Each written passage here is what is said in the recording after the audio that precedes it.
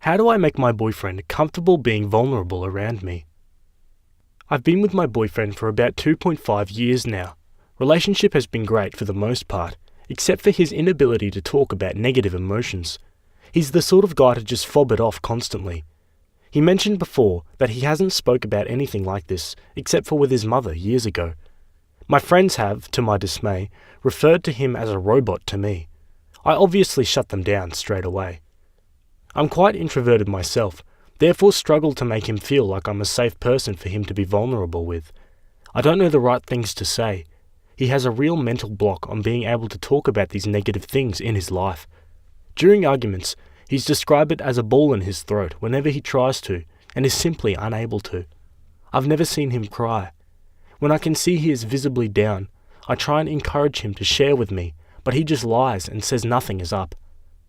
His family just found out that his mother has cancer, a late discovery, and treatment isn't going to do anything. It came as a real shock to them, and I know it's affecting my boyfriend majorly. She was the only person he's ever been vulnerable with, and now soon she'll be gone. Then he'll have no one. I love this guy so much and want to be able to be there for him as he is for me. I was at work when they found out, and by the time I got home, he had already left to their house. I've spoken to him on the phone, and he sounded unbelievably rough. He's due to be coming back here tonight. I think now is really a make or break time to show him he can be vulnerable with me. I think if he goes through this bottling everything up alone, then he's never going to feel comfortable expressing himself like that. I'm really nervous about how to handle this, being introverted myself. Are there certain things I should say, that I should do? What would you like your spouse to do if you were in this situation? I genuinely believe that once he's managed to speak once, he's going to find it much easier to do in the future. Gee, this is a tricky one, isn't it? Personally, I'd probably want my spouse to try and get me to open up in a time like this because, as we've just found out, his mum's probably not going to be there much longer. So this might be a good time for him to open up. And yeah, I think you're right. Once he's managed to speak once, he is going to find it much easier in the future, and it just gets exponentially easier and easier from there. But I don't know. Let me know what you guys think in the comments, and we'll move on to the update. The update is titled, "My boyfriend cried in front of me for the first time, and it made me feel a type of way. Is this weird?" I've been with my boyfriend for 2.5 years now. He's never been comfortable talking about his emotions. The only person he's ever confided in was his mother when he was a child or teen. Some people refer to him as a robot. Obviously in the past I'd expressed my desire for him to talk to me about things that are affecting him, but he just fobs it off. We've thought about it in the past, and he has said he just cannot get the words out. Earlier this week, his family found out that his mother will be passing very soon, as in potentially a couple of weeks even. It came as a surprise to all of them. I asked for advice on another sub earlier in the week about how I can make him feel comfortable being vulnerable around me. I'm rather introverted myself, so I was worried I would mess it up. Some kind people commented other types of intimacy I could try instead of words. One that stuck out to me was offering to wash his hair.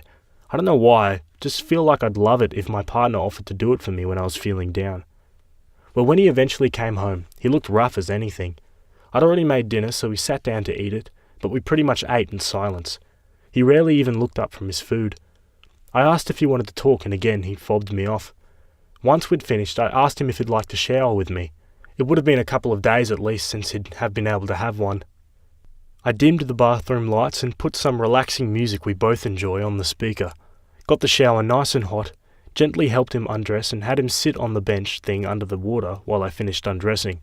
I joined him on the bench and slowly washed him everywhere, taking breaks to rest my head on his or whisper something to him. I spent a while massaging his head as I washed his hair. I kept kissing him on the lips, forehead, neck, and occasionally embracing him. Rubbed his shoulders and places I thought he'd been aching after being up for about 2 days. There was nothing sexual about the atmosphere. It was a whole different type of intense intimacy. It's difficult to describe. He'd hardly said a word during all of this, and he looked like he could cry any minute. I wasn't sure what to say. I didn't want to pressure him into anything, so I just looked him in the eyes, smiled and said, "It's okay." Once we were done, we both sat there for a while on the bench under the water, not speaking, just enjoying each other's company. I kept rubbing my hand up and down his back, across his cheek or head, just trying to make him relax as much as possible. Once I dried him and myself off, We got into bed and I stuck the TV on. I was half watching it and half playing with his hair. I asked if he wanted to talk about anything and he shook his head. I could tell he was really upset, despite him trying to hide it. Maybe 20 minutes later, I could see him literally on the verge of tears. I rolled to my side and put my arms around him, pulling him into my chest. That's when it started. The tears began to flow and he sobbed and sobbed. He was squeezing me so tight, sometimes it wasn't easy to breathe. I could feel the years of bottled up emotions flowing out. He continued crying harder, and it broke my heart. He said something about his mum, but I couldn't hear, it was muffled. Seeing the guy you love like that, clinging onto you as though you were going to leave, whilst he let it all out, hurt my heart. I feel so bad for him, and I had some tears myself. I just held him tight, and kept whispering how much I loved him, that it was okay, I'm here, I've got you, etc. Even when he eventually stopped sobbing, he continued to have his arms wrapped around me so tightly, with his face buried in either my stomach or chest. I continued just comforting him until he fell asleep. Usually I don't like cuddling when sleeping, but that night I held him all night long. I just couldn't bring myself to let him out of my grip. It's hard to explain the way I was feeling during this. Obviously terrible that he was going through this, but at the same time I was so happy and relieved. Is that weird? It was an emotional experience. Seeing the guy you love more than anything show negative emotion on that level for the first time. I remember almost every detail of the night. It's etched into my memory. I haven't brought it up to him yet. I figured maybe it's best to let him talk about the evening when he feels ready. But then again, I also want to be able to tell him that it was okay and a good thing he did. I think he's a bit embarrassed that it happened, so I don't know if he'll bring it up. I hope he does though. I've read some women say that once they've seen their man cry, they lose attraction. It seems bizarre to me.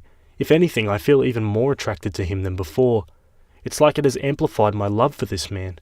I never want to let him go. Thanks for listening to me. I'm sorry it's so long. I perhaps could have made it shorter, but I thought everything in here helps paint the best picture of the evening, and therefore helps anyone in giving me accurate advice. I just needed to share it with at least one person, and there's no way I would speak to anyone we know in real life about my boyfriend's vulnerability. Now for some comments. Not going to lie, if my wife washed my hair and massaged my scalp, I'd probably cry too, and my mum isn't dying from any known diseases. That sounds insanely relieving. I don't think feeling like that is weird. He's finally opening up to you and expressing his intimate feelings with you. You're happy that you know he knows he can go to show you his true emotions. I love this. As a guy, I'm often told that girls will not find me attractive if I cry in front of them.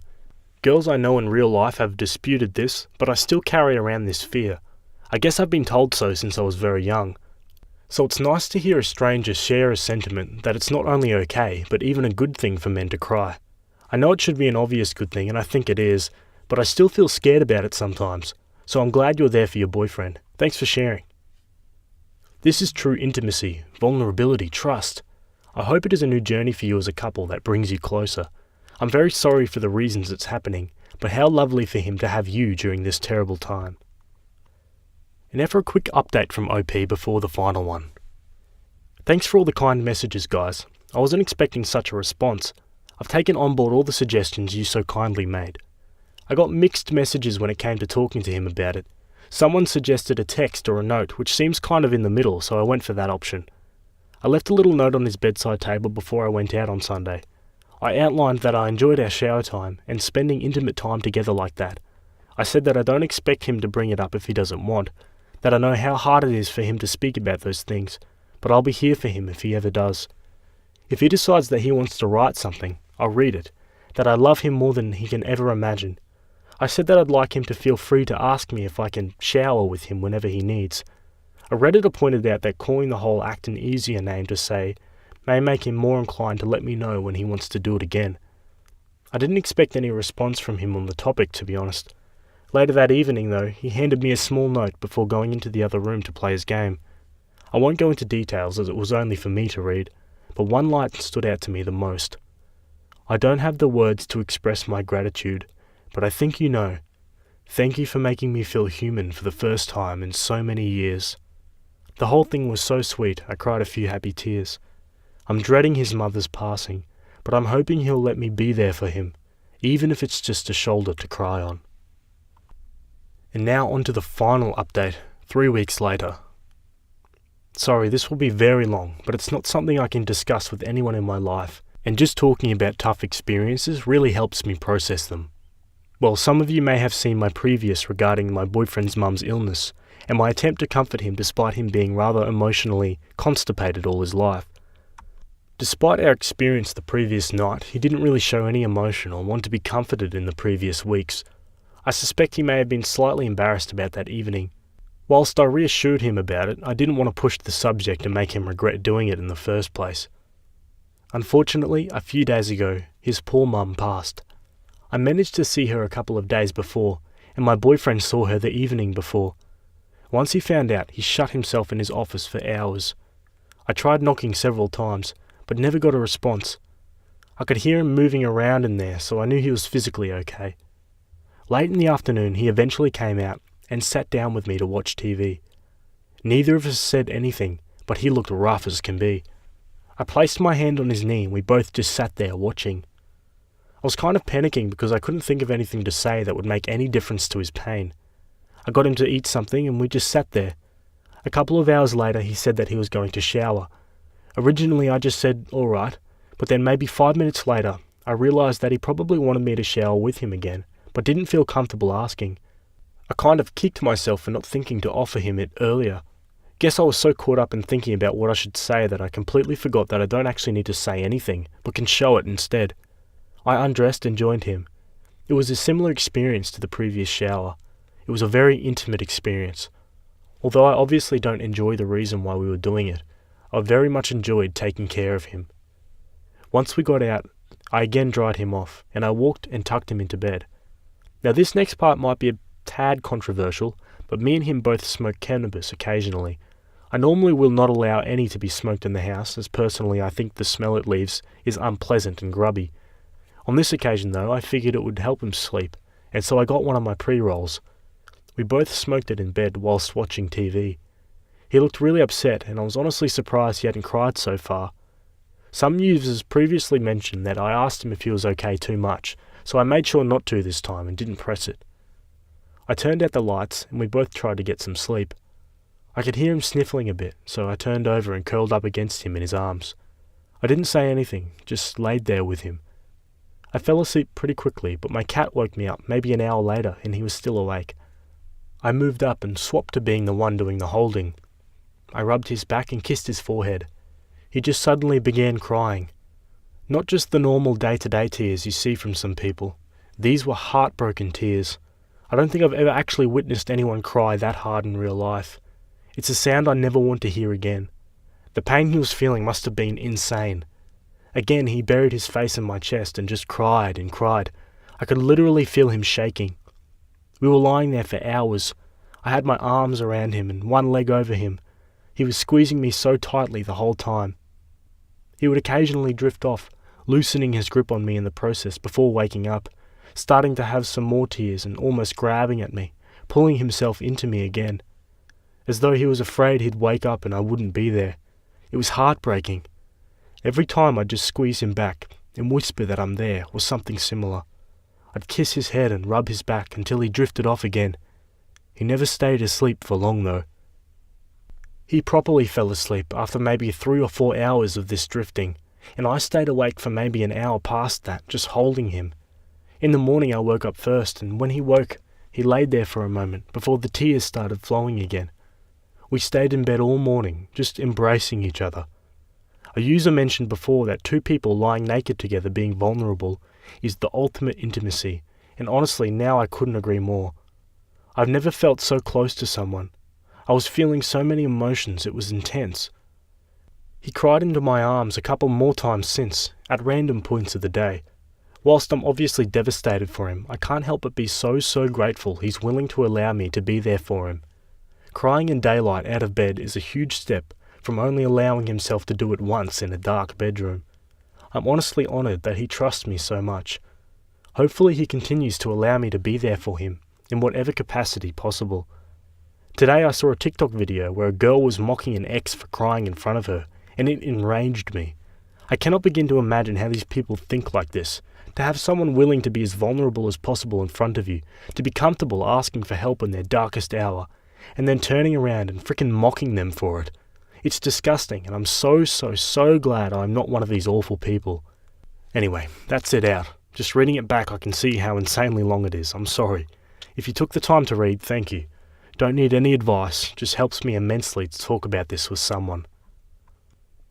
Wow, so that's that story, guys. A bit of a roller coaster, but in the end, I think a pretty hopeful message. Let's turn this one over to you guys, though. I want to know what you guys think in the comments down below. Okay, our next story comes from user ThrowRALOLF from the Relationship Advice subreddit again, and it also comes with an update. Let's get right into it. My biological son thinks I don't like him. Which isn't true. I first met my bio son 8 months ago. I knew of his existence and I knew that he was adopted when he was 3, but I never met him before him finding me. He's a bright kid, talks your head off, real creative and real optimistic. Me, on the other hand, not so much. I was just like that the first half of my life, but crap hit the fan, spent years locked up, and now I'm here. I'm currently renovating my house on my own, and he comes every day. I kept telling him in the beginning that he doesn't have to come and help, but he didn't listen. After a while it became the norm. I gotta admit, it feels nice. His company, him actually talking to me. Truth is, I don't have many people around me, and him coming over feels nice. I'm really bad at talking about difficult moments. I never talk about these things with other people. When I do talk about them, I imagine talking to myself, revisiting the situation because it's easier that way. A few days ago he asked me a question. I answered with honesty, but I admit it was harsh. I was just talking without thinking, and he left a while later, but I didn't notice anything was off. He skipped coming the next 2 days, and then he dropped by earlier today to let me know that he'll quit bothering me, and said that I didn't like him. He left as quick as he came. This isn't true. I care about him. I really do, and I wish that I didn't have a hard way of showing it. Was I wary about everything at first? Yes, but I'm glad he's in my life now. I would like to express this, without difficulty. Any methods would help.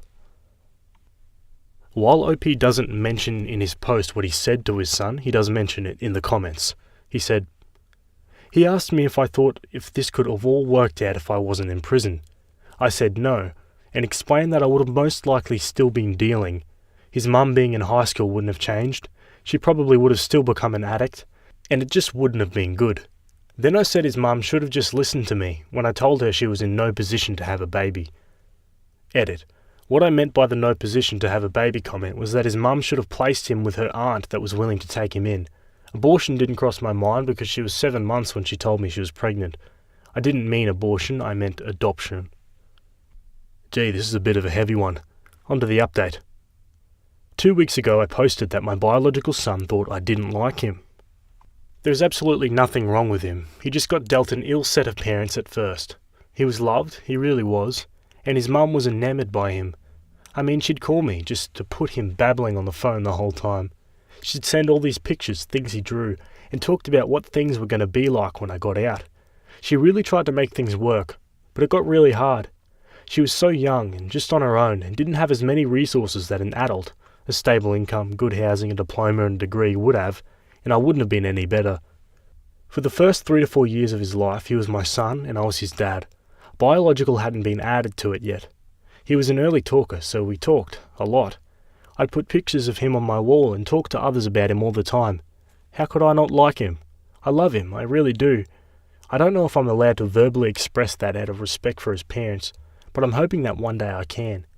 I wish I could have been better, but I was very selfish and immature back then. Someone in the comments put it perfectly. The problems I had weren't because of prison. My being in prison was caused by my problems, meaning that things would have most likely not been any better. I've learned from this and will do much better when I raise my kids. With that being said, we had a really nice talk about how he truly felt about everything with no judgment. I picked him up the day after and I took him out instead of just being cooped up in the house all day. He was pretty reluctant to speak at first and was mad, but I clarified what I meant and we had a good conversation. I didn't know how everything actually was at his house. I was under the impression that everything was well and there were no problems. Part of the reason that he's always out has to do with the fact he doesn't feel comfortable at his house due to his relationship with his parents. I was way off about the actual dynamic he had with them, so we just talked through how he felt and things of that sort. What he said about not being comfortable in his own house got to me, because I felt the same exact way and got mixed up into some pretty bad crap just because I didn't want to go home. I copied my keys with him in mind, and I'm thinking about giving him a key to my house. It's not as fancy as his house, but it's an option if he ever feels like he's got nowhere to go, even when we aren't working. I spent such a long time trying to bury the shame I had that someone that I claimed to be my biggest pride and joy had been adopted. I'm now working through those feelings instead of hiding them. They don't give you a guide on how to be with your biological children, but we're going to work together to figure that out. Thank you to everyone that suggested a solution. Going forward, things are going to be better, and I'll try my best to be much more cautious while still improving our relationship. And that's the end of that story, guys. Let me know what you guys think in the comments. Honestly, I think Opie's being very honest and realistic and very straightforward, which is a big step in improving his relationship with his son.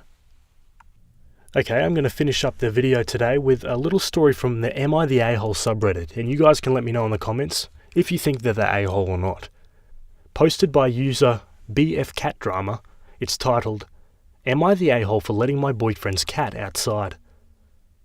My boyfriend of a year owns his own place and has a cat, Libby.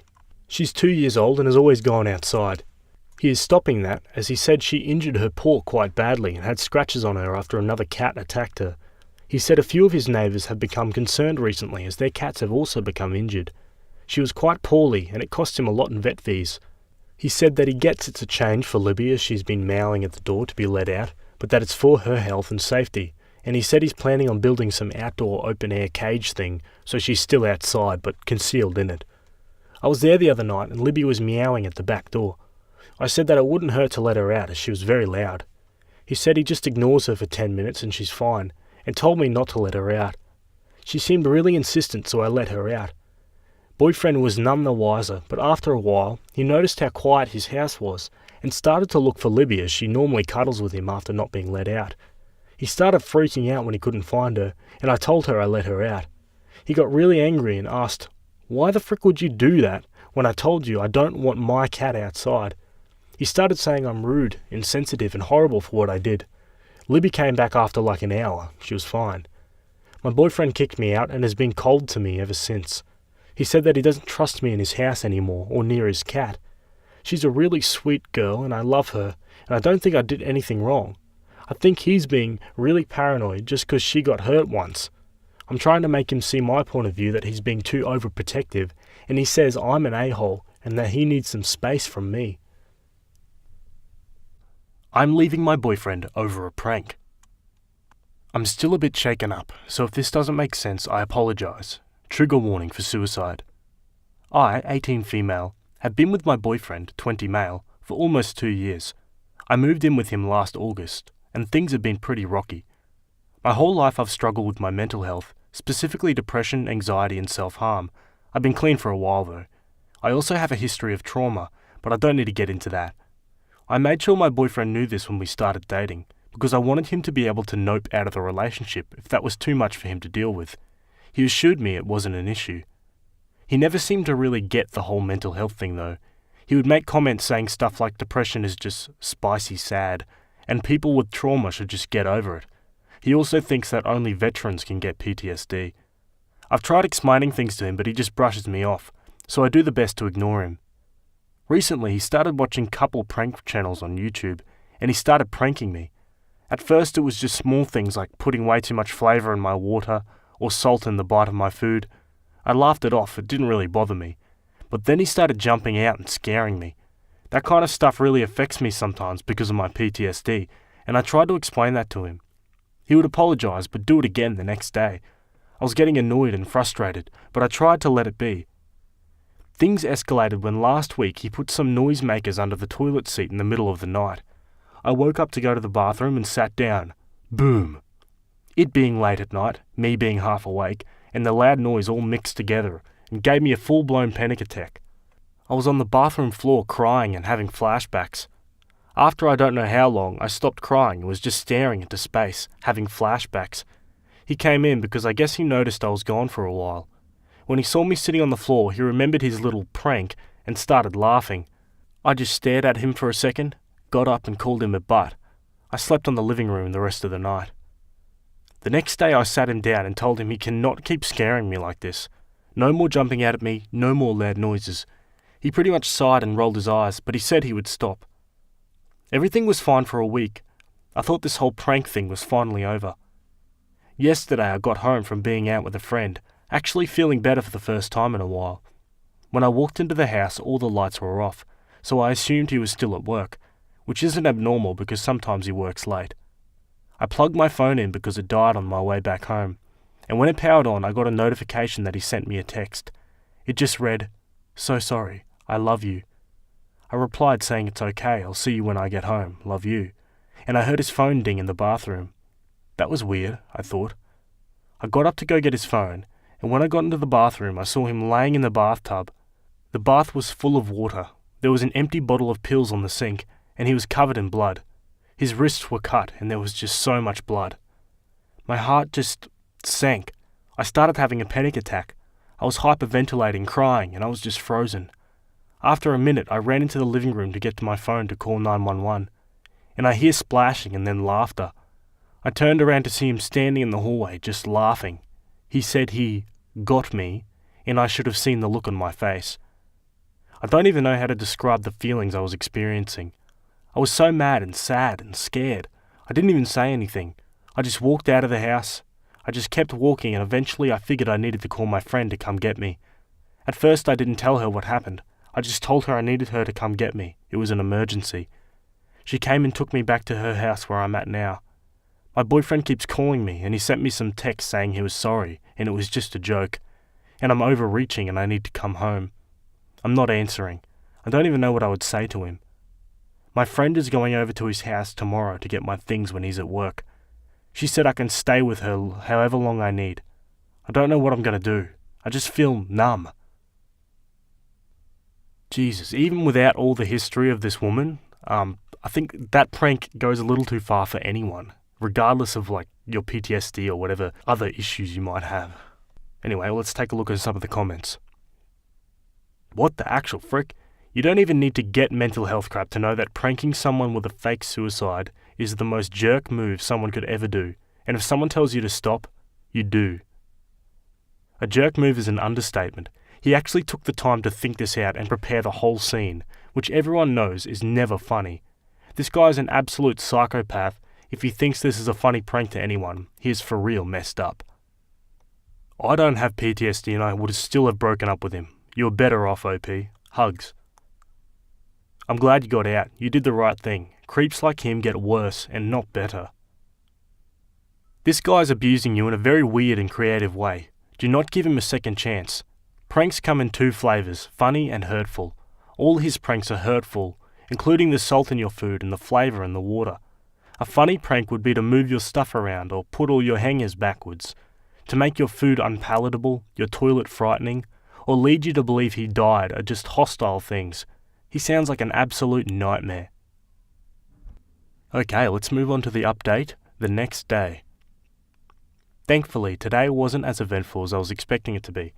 I ended up sending my now ex-boyfriend a text saying that he crossed a line and I don't want to hear from him again. I blocked him on everything after sending that, and I'm planning on changing my number tomorrow.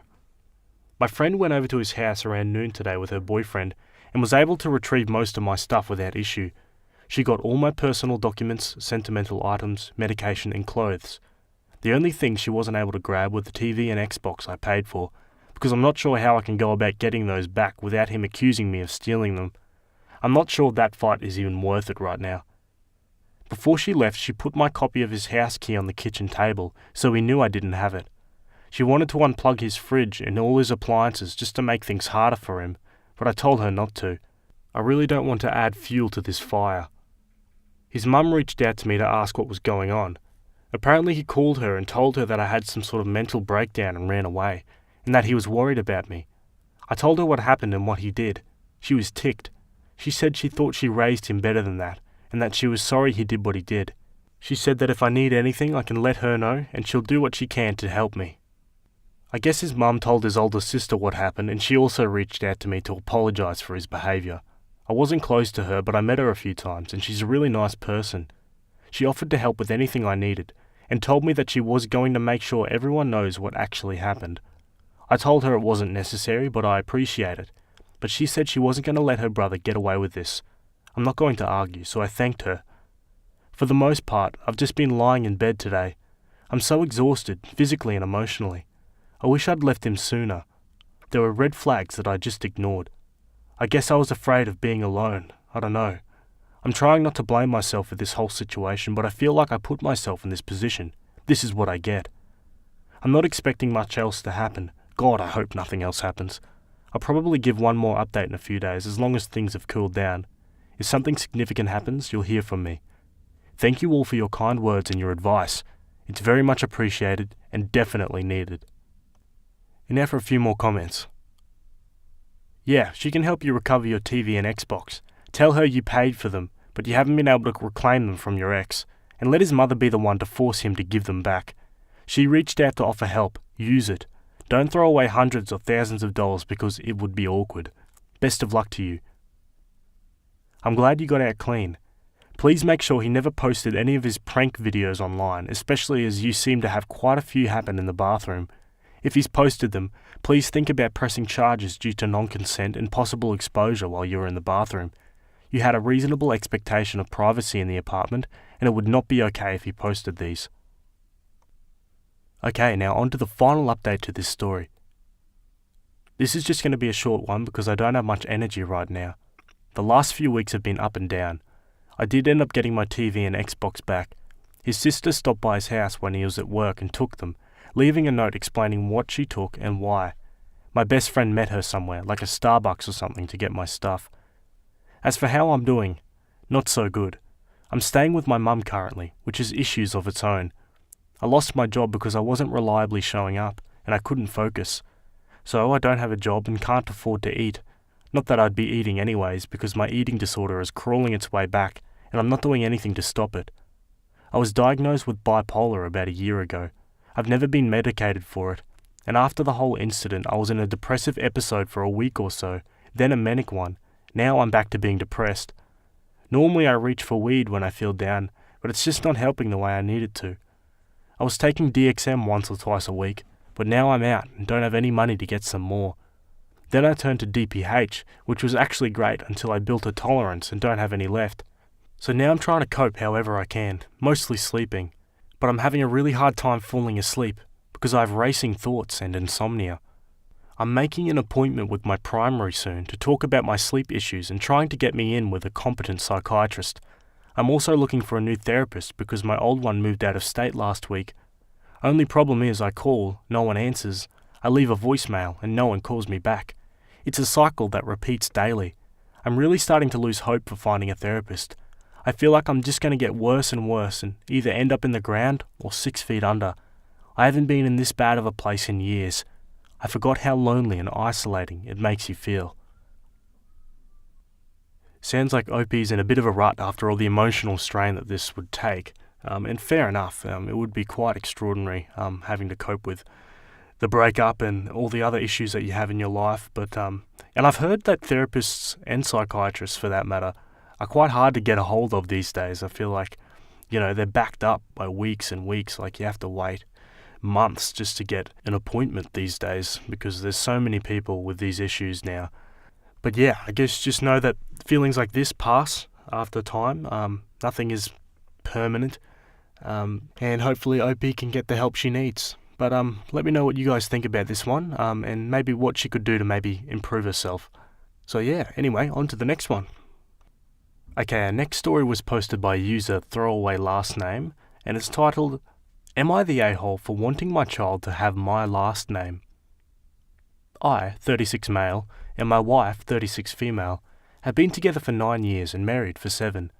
Recently, after many years of trying, we are expecting the birth of a son in November. I know sometimes ultrasounds get it wrong, but we are prepping for a boy. We couldn't be happier. When we were dating, we reached 3 months and we had one of those long discussions about the future, expectations and deal breakers.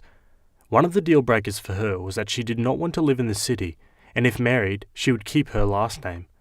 At the time, I lived in an apartment in the city centre, but one of my deal breakers was I would want a partner to take my last name.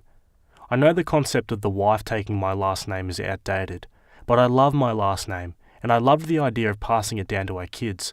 Also, I know my kids could change it if they wanted.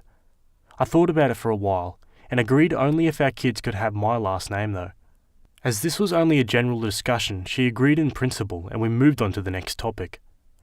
2 months later, we agreed to move in together. Before looking for rentals, I wanted to reiterate my feelings on the last name and chat as I would have to sell my apartment. We sat down and agreed to all the things that we discussed in the previous months. Now, the last name of our child was the only thing I had not compromised on, and it was so important to me that I got a scrap piece of paper, my niece had drawn a picture on the back, and got her to write down she agreed, date, and sign it. I know it would not be legal, it was more of a symbolic gesture to show how important it was to me, and I was serious.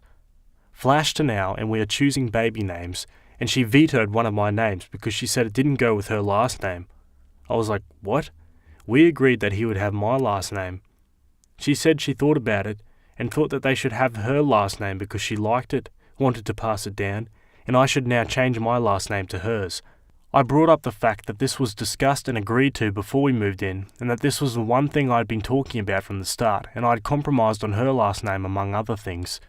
She said it's outdated thinking, which I agree, and she didn't want there to be confusion at things like school. I retrieved the original fake contract in my memory box and showed her.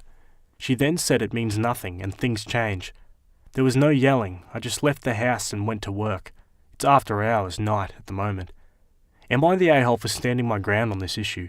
I'm not going to leave her because it's not worth throwing away an 8-year relationship for, but I feel betrayed on a level I've never felt, and I'm truly upset.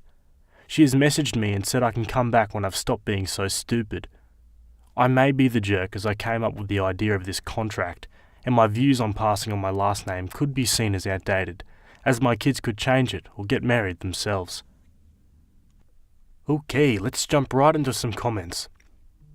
Why not have a double-barreled last name if you and your wife don't have the same surname? Someone replies, I agree. I think it's important to look at her perspective as well. Everything that you're feeling about wanting to keep your last name is exactly what she's feeling as well. Why do you feel like your feelings win out in this situation?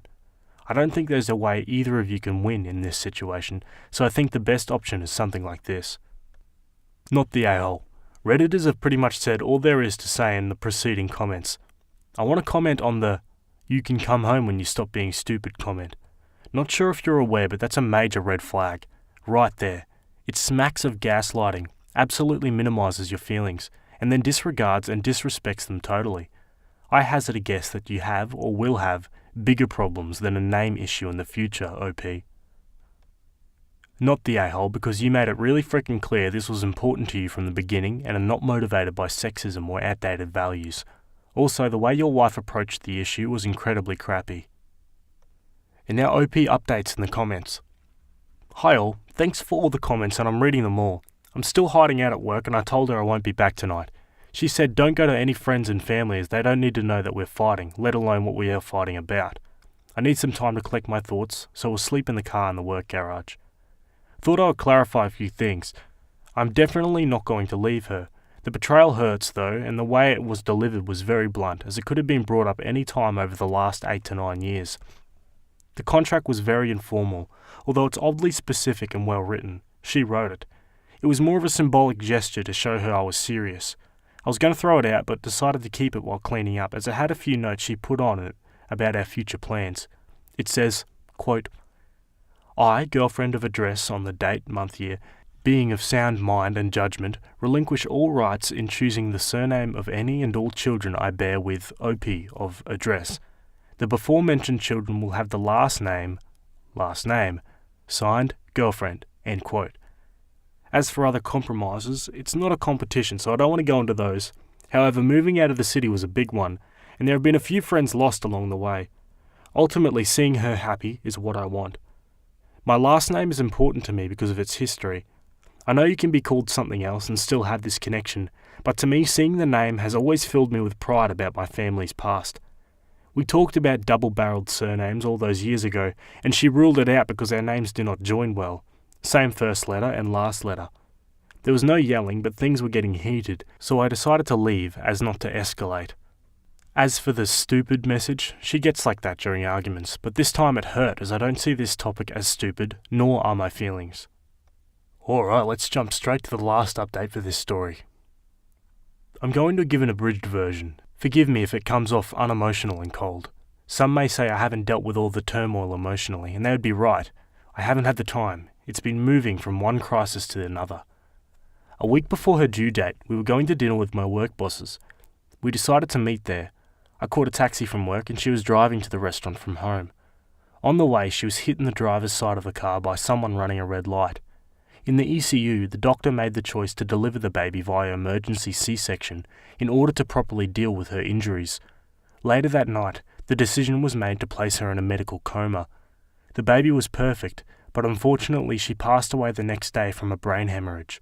I was devastated, of course, but I haven't had the time or the luxury of grieving since the incident. My son needed me.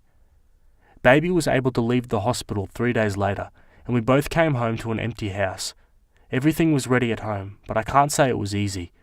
My family is pretty emotionally stunted, so there was limited help from there, and my wife was estranged from her family, so it was basically me and him.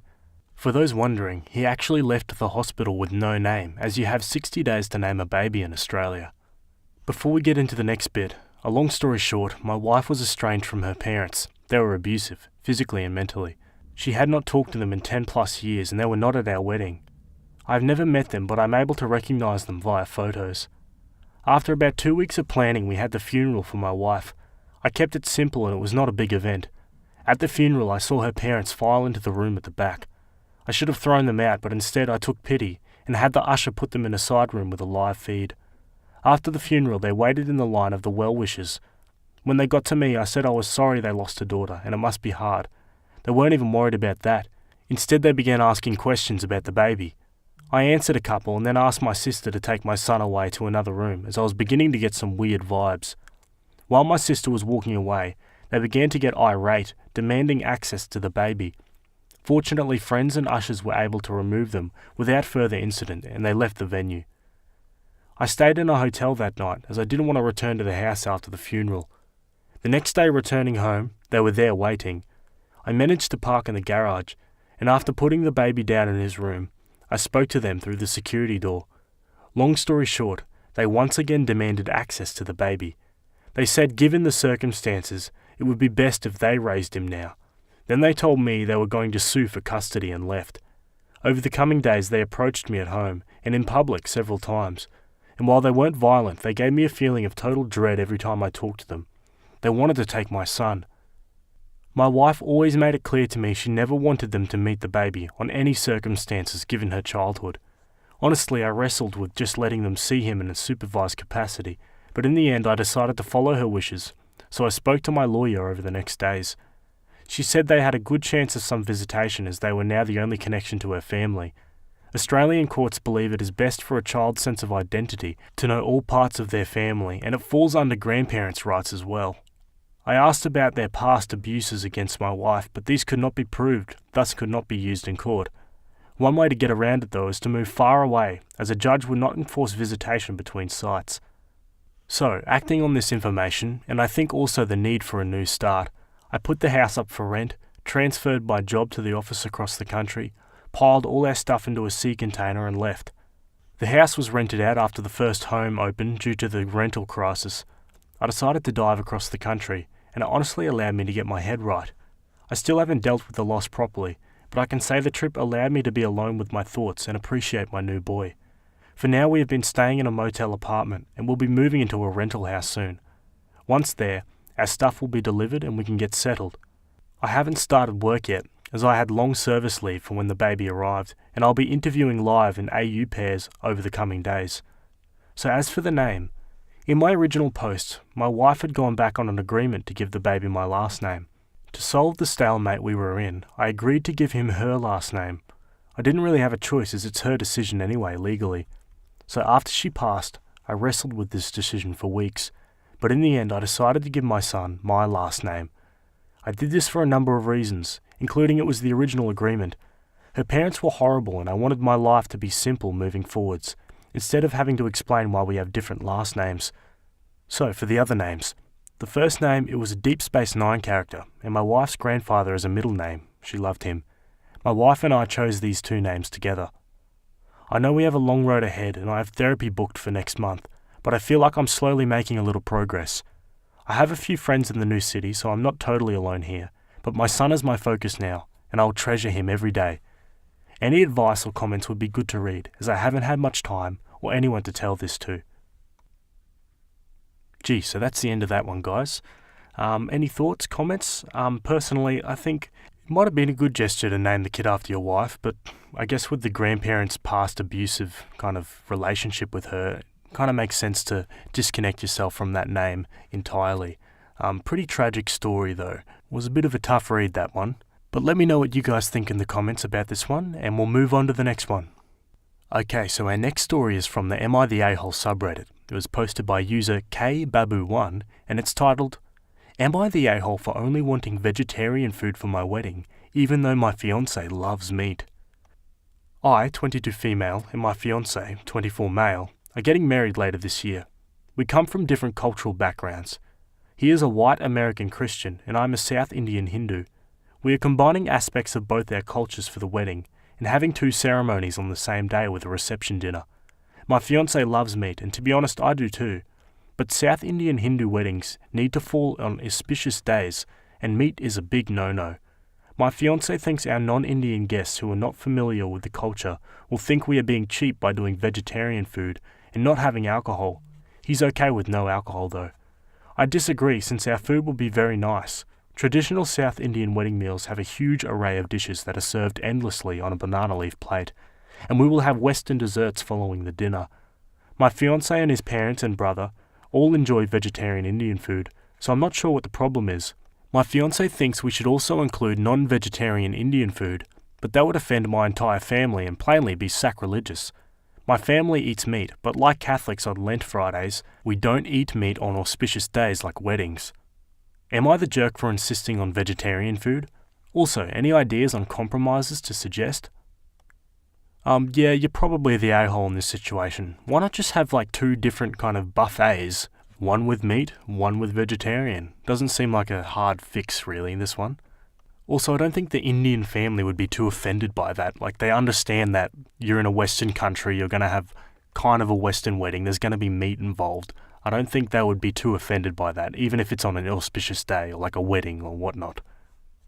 Anyway, Opie's done a few edits to the post, so we'll have a look at them now. Edit.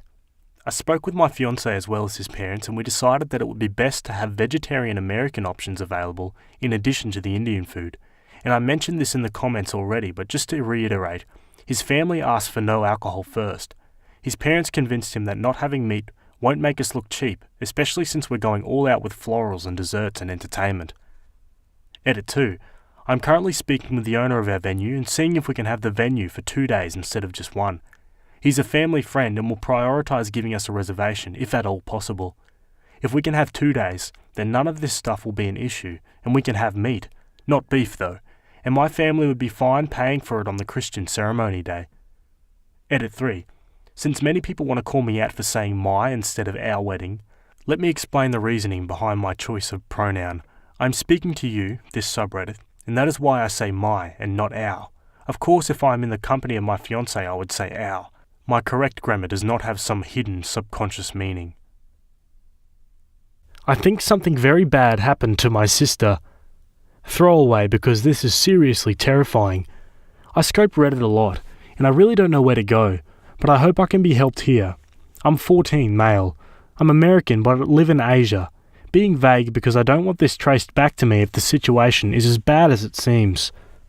I don't know if I should give some sort of background or anything, but up until about 7 months ago, I lived with my mum, 39, and my dad, 41, plus my little sister, 9. I say was because my sister is no longer here. She's in, quote, boarding school. I want to preface this by saying we're not bad kids. We're half white, half Asian. When my grandpa, on dad's side, got sick 4 years ago, we moved here so my dad can take care of him. Me and my sister worked hard to learn the language, despite her age. She actually caught on better than me, and I was so impressed with her. The issue began with Grandma. She would really look down on my sister, and I loved my sister and didn't like it one bit. My mum said it's cultural and I shouldn't make a fuss, but it was hard when Grandma really started making it obvious. She got me clothes, games, etc., but my sis got no attention. I should mention that 4 years ago we lived with Grandpa and Grandma. In that time of me getting spoiled, my sister got reprimanded for everything she did. I swear it was super unfair, you wouldn't believe. Just under a year ago, Grandpa passed, and my parents decided we'd stay here, since I already speak and read pretty fluently. Grandma spoke to everyone about how rude and unladylike my sister is, and my parents went along with it when I completely think that's wrong. 7 months ago, her and Grandma went out, and my parents said she'd be at boarding school for the summer. Just the summer. After 3 months, I got anxious and asked when she'd be back, and my mum ended up crying at the question. I was talked to by my dad, and he said she loved boarding school so much she didn't want to come back yet. Like, what? Is that how boarding school works? I don't think so.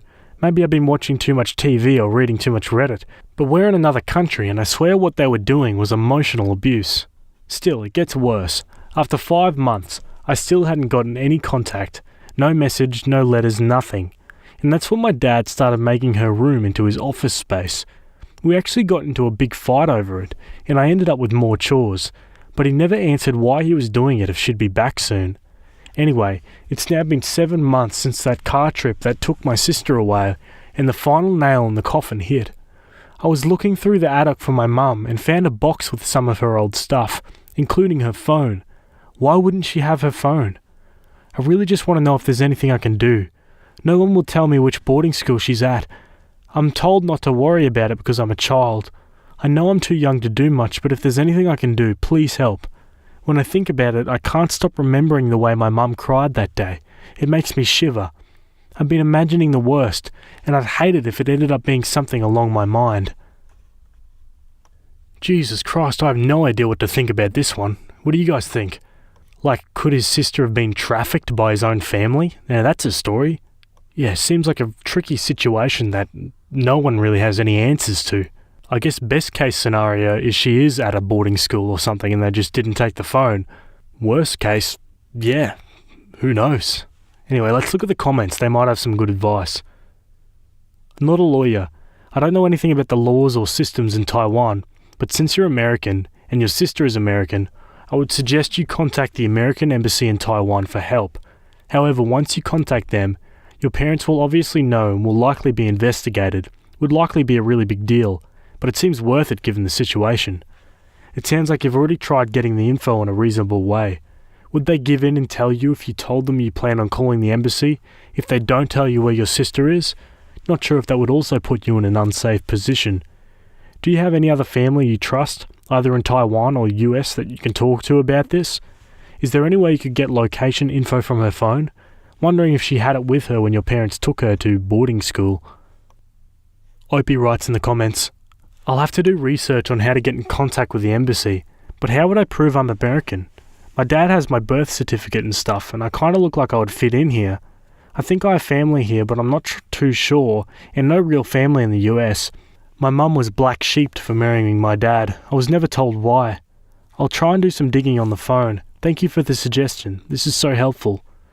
Another commenter replies, It's helpful if you have documents, but if you call the embassy or institute and say, I'm an American citizen and a minor, my sister, who is also an American citizen and a minor, has been out of contact with the family for several months, and no one will tell me what happened to her.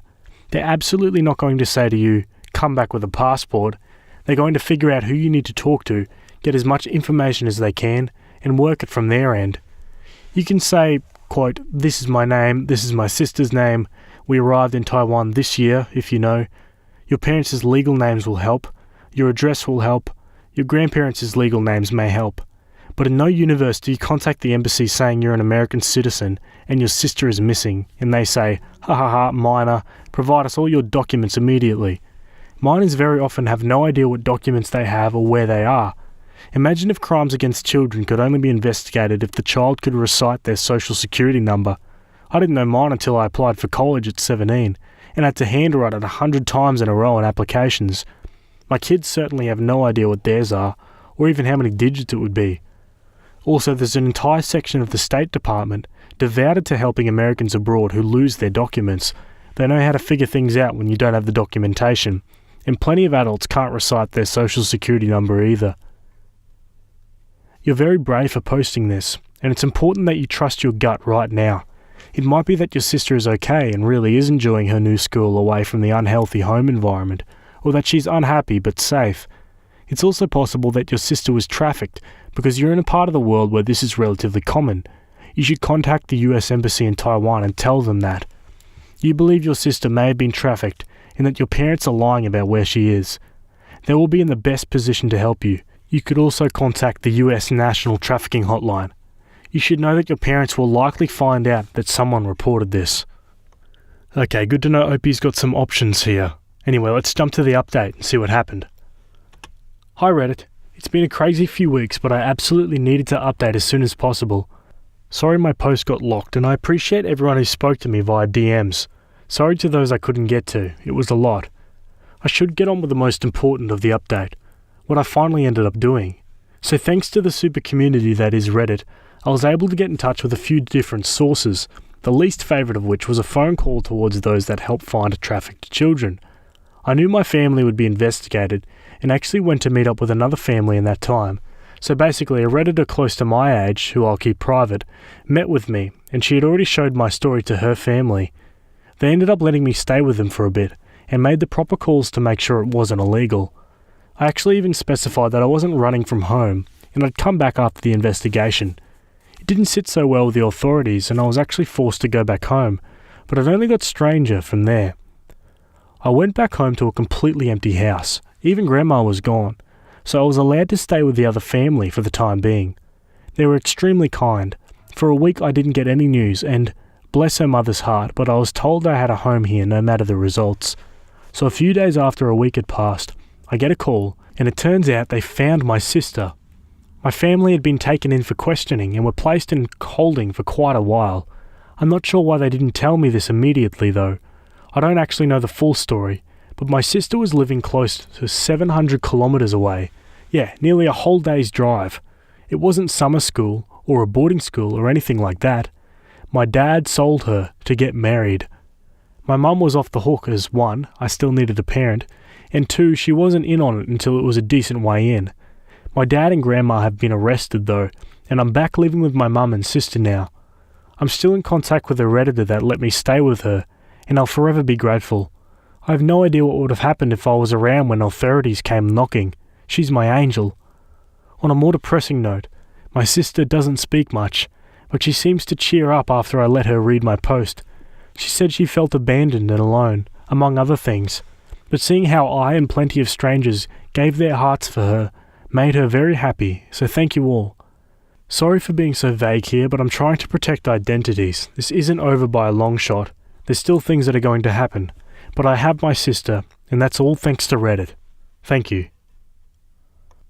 Wow, there you go guys, that's the end of that one. Let me know what you think about it in the comments. Great to see a happy ending for something like this. Obviously there's still a lot of work to do, as Opie has implied, but yeah, glad to hear the sister's safe. Can't believe she was sold off at what, 9 years old? Jesus Christ, scary to think that still happens in this day and age.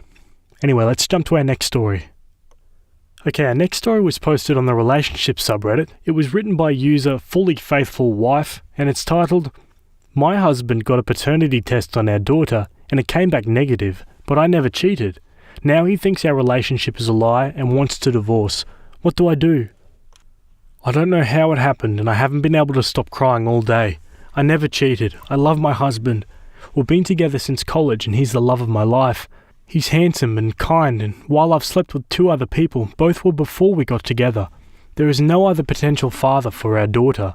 We were married already and actively trying for a baby. I never cheated. I never would cheat. And I don't know why he took that stupid test because I would never ever cheat, but it came back negative and now he thinks he's not her dad. I don't know how to convince him it was a faulty test, and I'm so scared. These past few months it's like he's become someone completely different from the man I married. He's cold and suspicious. He kept demanding to see my phone and wouldn't tell me why. And I showed him at first, but eventually told him I wouldn't anymore unless he explained why. He's been distant with our daughter too. He stays in his office for hours on end, and I don't know what he's doing. I did not cheat. He accused me this morning, saying he'd done the test after realizing that our daughter's eyes, brown, wouldn't naturally come from ours, both blue, and that he wanted me to get out of the house. I didn't leave and he locked me out of our bedroom, and now I'm in my daughter's room. This is terrifying. What do I do? Edit. The specific advice I want is how I can prove I'm innocent and how to make sure this relationship works. I want to keep my family together at all costs. Also, I just had a conversation with my husband. He's out of his room now, and we discussed some things. I told him again that I would never cheat, and started talking about a list I'd made of tests I want done, but he told me that he didn't want to hear it right now. We're going to have a longer conversation tomorrow, and he said that he still loves our daughter, and he won't try to keep me out of the house or our room for now. I asked him to hug me, and he did. I'm scared that I won't be able to convince him. I just want our family to go back to normal. How can I be a good wife and support his needs while proving my innocence? Oh geez, this is a tricky one. How does that happen? Can those paternity tests be faulty quite often? I have no idea. Anyway, let's see what the comments think. Get DNA for all three of you in case the hospital switched babies. Make sure she is yours as well. That sounds crazy, but it could happen. Use a different reputable company. Do not tell them anything. The only way to prove you're innocent is to have your daughter tested again. Also, you yourself should DNA test your daughter to make sure she's yours biologically as well. Seems far-fetched, I know, but just rule out all possibilities.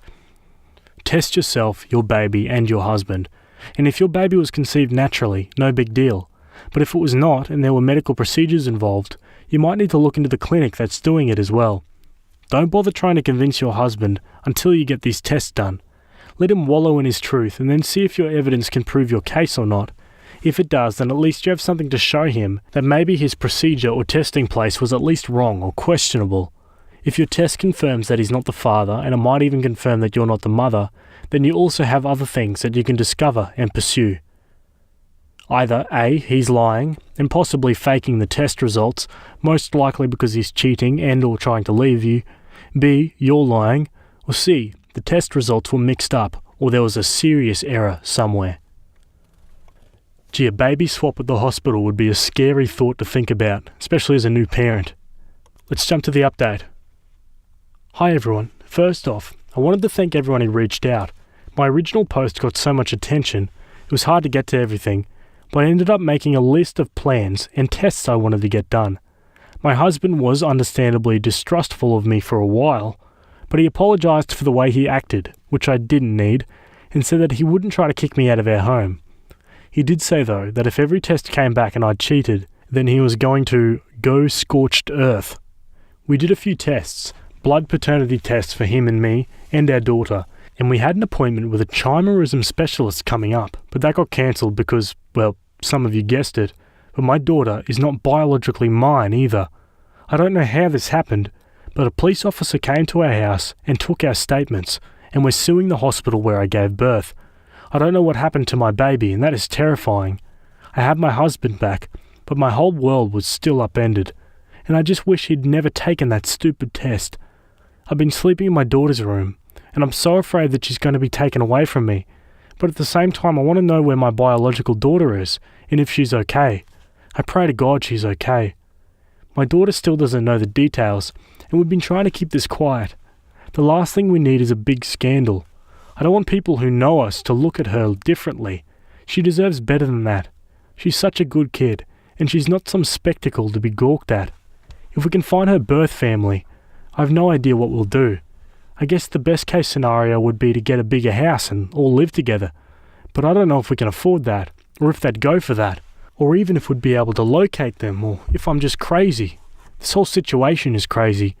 I don't know anyone else who's been in a situation like this. I mean, are there support groups for parents of kids who got mixed up? I googled and nothing came up. Literally all I'm getting are tabloid articles from trashy magazines that slap the faces of innocent kids on the same pages as celebrity sex scandals and fiction. How do we tell our daughter? I mean, we can't tell her now. She'll tell the kids at school and then it'll be everywhere. But we have to say something. I don't know what I ever did to deserve this. Well, there you go. Someone in the comments got it right. The daughter is not theirs at all. Baby swap at the hospital or something. God, it's scary to think that stuff happens. Alright, let's jump to the last update. Hello everyone. So apparently a YouTuber my husband watches called Mark Narrations, hi Mark, decided that it would be a fun idea to read my post on his channel. My husband recognised the story because, well, of course he recognised the story, how could he not? This doesn't happen every day. Then he went on my account page. Then he found quite a few comments about him that were not exactly nice. And now he's asked me for a chance to post his side of the story on this account so that people stop trashing him. Please be nice. Alright, now this is the husband's side of the story. So, I don't know how many of you have been down a self-doubt rabbit hole before, but it's not the most logical place to be. It's even less logical when you have the whole dang internet telling you that your wife is cheating and that she's planning to take the house and take you for all you're worth and never really loved you, and you always sort of thought she was too good for you anyway. So you end up seeing everything as a sign of infidelity, and then you get not one, but 2 failed paternity tests on your daughter. When COVID happened, I got fat, I got depressed, I stopped feeling like a person. My wife stayed beautiful. She stayed herself. I was sure that she'd made a mistake, that she'd regret being with me. I started getting into some online groups, especially on Reddit, that were full of guys who'd been cheated on, lost custody, lost everything. And when someone said that his tip-off was that he and his wife both had blue eyes and their son had brown, I felt frickin' stupid. I did not want to jump to conclusions, but when I made a post about my fears, everyone said that she was cheating. People said not to say anything because she'd use it to hide her cheating and get ahead of me on the divorce. I got the test and I didn't really think it'd come back negative. Then it did. I didn't want to believe it, but yeah, I pulled it back. I felt betrayed. I wanted to be a good husband, but I couldn't shake this. I tried to find evidence of an affair and failed. I got another test. When that one was also negative, I snapped. If you've ever been cheated on, you know what it feels like. When my wife denied it, I got angrier. I just wanted her to leave. I didn't want to go through what everyone seemed to think was going to happen. I didn't want to lose custody of my kid. I didn't want to lose my house. I was scared and angry, and I wanted the truth. I felt like if she couldn't even be honest, there was no getting past this. I took a few hours to calm down. When she came back with a list of tests to take, I tried to keep my cool. I tried to keep my cool for so long. I know I was wrong about the affair, but so was everyone else in my ear. My kid is genuinely not biologically mine. I didn't immediately consider that switched at birth was an option. I've been through a messed up time, and I don't think getting angry one time because I thought my wife cheated and was lying about it makes me a monster. And then Opie gives one last edit. Hi, it's Opie here again. I just wanted to say that 1, I agree that he's not a monster, an abuser or anything of the sort. 2, I do not agree that he's fat. I love this man very much and have for ages, and we are not going to let this situation break our marriage. Thank you to everyone for all your help. Alrighty folks, so there you have it. That's the end of that one. Let me know what you think about this one in the comments. Do you know of any similar situations to this? I very much doubt it. Like, how often can something like this happen? A switched at birth scenario. Yeah, like I said before, scary to think that this stuff still happens in modern hospitals. But it's good to see that they kind of sorted it out and the relationship didn't fall through. Hopefully they can still be there for the kid. And maybe try your best to, move on with your life like normal, as if it never happened. I know, it'll never be the same again with that knowledge, but still, you went 5 years thinking it. You love the kid like your own. Why not just keep it that way? My parents are pulling me out of dance because it's causing Dad to stumble in his walk with God. My parents and I were talking about my Sweet 16 plans for the past couple of weeks leading up to what happened, but it wasn't about dance in the beginning. My parents aren't vaccinated, and they don't believe in getting flu shots either, and they also didn't believe that COVID was real when it happened. My parents are very religious, and while our church moved to online services in the beginning of last year, they went back to in-person services that were open air within a few weeks, but people didn't seem to socially distance afterwards, despite the chairs being separated from other people. Why do I bring that up? Because my parents would bring up my Sweet 16 and how I wouldn't have one if I wanted to get vaccinated, despite how many times I told them it was unrelated. But they said they didn't care because it was their money and that they didn't have to do anything for me in throwing me a party because it was a privilege, along with how getting vaccinated wasn't putting our trust in God, and how the virus was just a tool that Democrats used against the 45th. And we argued a lot about how my party had nothing to do with their beliefs, but they kept holding it over me, until they eventually said I wouldn't have one. But they've been angry with me ever since I voiced my opinion, and then taking me out of dance is the latest thing they've done. Every so often, they will sit me and my sister down for a talk on a quarterly basis to talk about whatever regarding the family, and I really hate these talks because it's just them telling us their opinions and things like that, along with new rules that they'll sometimes have. However, in their last talk, they talked to me without my sister and told me that my current semester in dance and gymnastics will be my last one, and they pointed to what they taught me about purity as to why. Mum said that women are supposed to be honourable to God and themselves with their bodies, by not showing too much and stuff like that, and in the past she's been really controlling with what we wear. No shorts or two-piece bathing suits when we go to the beach or pool, but in regards to the conversation, Dad said that he felt led to address dance and gymnastics, and that, as I grew nearer to adulthood, I needed to start thinking differently too. And when I asked him what he meant, he said that he felt challenged being in the gym environment in his walk with God, and that he felt God telling him to address it. But I told him that that has nothing to do with me, but he kept pointing to purity and how Mum agreed with him too, and said it was a big thing for him to address it, but it has nothing to do with me, and they've been treating me like crap ever since I told them that I want to get vaccinated and wear a mask, something that they've refused to do and still do, and I'm now losing dance right after my party, but they just won't listen to me. I told Dad that Mum could drive me or one of my friends, and I even told my grandma about it, who talked to them about it, but Dad yelled at me for going behind his back, and for being disrespectful by going to his mum, and I just feel like I'm losing more privileges the older I get, and I don't know what to do to make them stop. Is there anything I can do to at least let them have me continue dance, since I can't talk to anyone else, because I'll just get yelled at again? What the hell? What does the dad mean by challenged in a gym environment? Does that mean he's looking at the other girls and, if so, that's his problem. It's got nothing to do with you. It's like he's trying to deflect his problem onto you.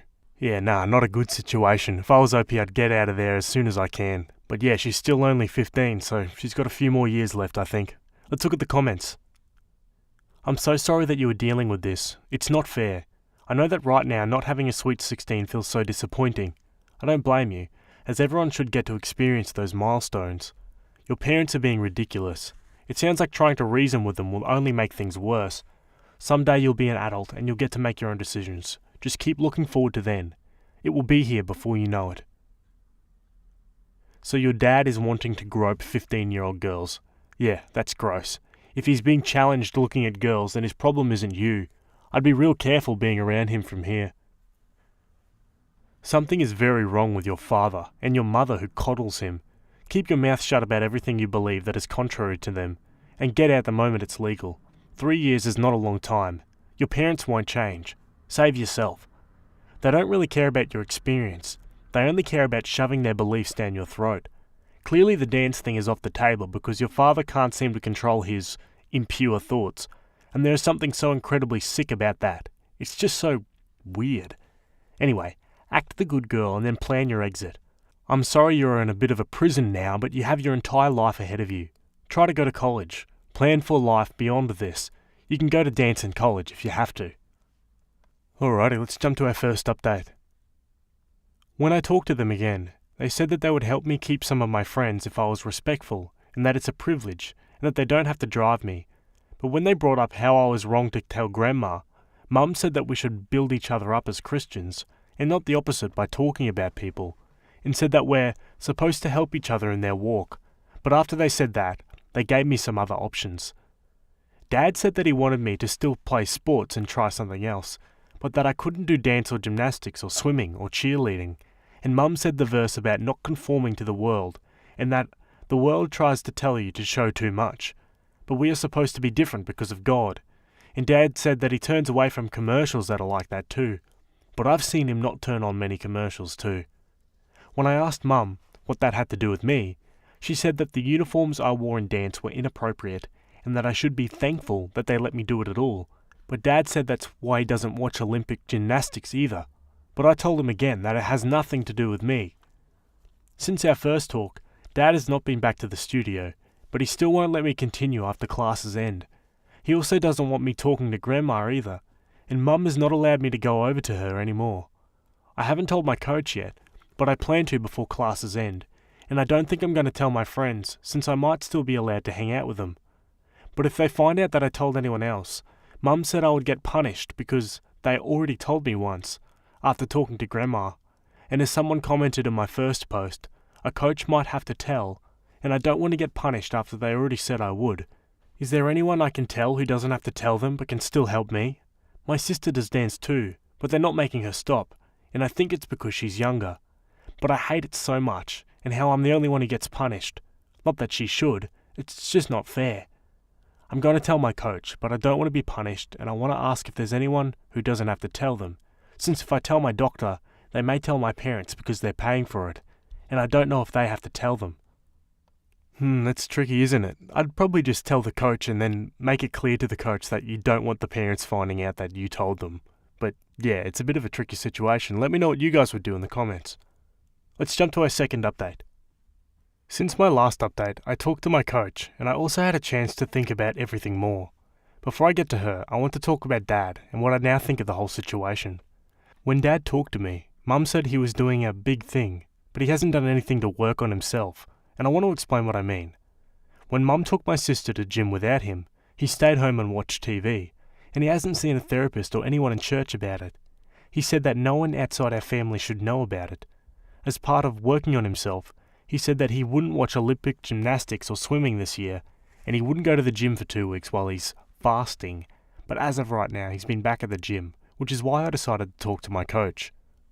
When Dad first talked to me, I didn't know what challenged meant, but after our follow-up talk about how I can't do sports that require a similar uniform to gymnastics, it made more sense, and I want to explain why. If Dad was feeling challenged by one of my classmates or instructors, he would have let me continue gymnastics and just moved to a different gym. But because he didn't want me doing dance or swimming or gymnastics because of the uniforms, I began to think that it was me who challenged him, and that is what I talked to my coach about too. I didn't want to think it was me, and I kept telling myself that it wasn't in my mind. But if it was a friend or a teacher, we'd just switch gyms. But because he didn't want me doing gymnastics or swimming or dance anymore, it wasn't a gym thing, and I didn't want to believe it. He could have had Mum drive me permanently if he was feeling challenged and always stay home. But even me getting dressed at home could challenge him, and that made me scared about something else. Given how Dad isn't watching Olympic gymnastics and swimming, I began to feel uncomfortable with him having sports pictures of me through the years, and now that his 2 weeks of fasting at home is done, he's back at the same gym, watching my sister's practices, and that also made me believe that it had everything to do with me. I hate writing that, and it makes me feel horrible when I think about it at home. I don't want him having pictures if he sees me like that, and I don't want him at the gym for my sister either. And my coach said that she would talk to the head coach about it, and I could barely make it through that practice because I couldn't get it off my mind. I'm scared that Dad gets off to me with old pictures, and Grandma also told others in the family about whatever she and Dad talked about, and Dad's mad at me because now it's a thing in extended family. He's been to one practice since his 2-week fast, and my coach said that she would have to follow up with me at my next class, but she also told me that she may have to talk to them or authorities after talking to our head coach, and we're going to talk again at our next practice. That's basically it.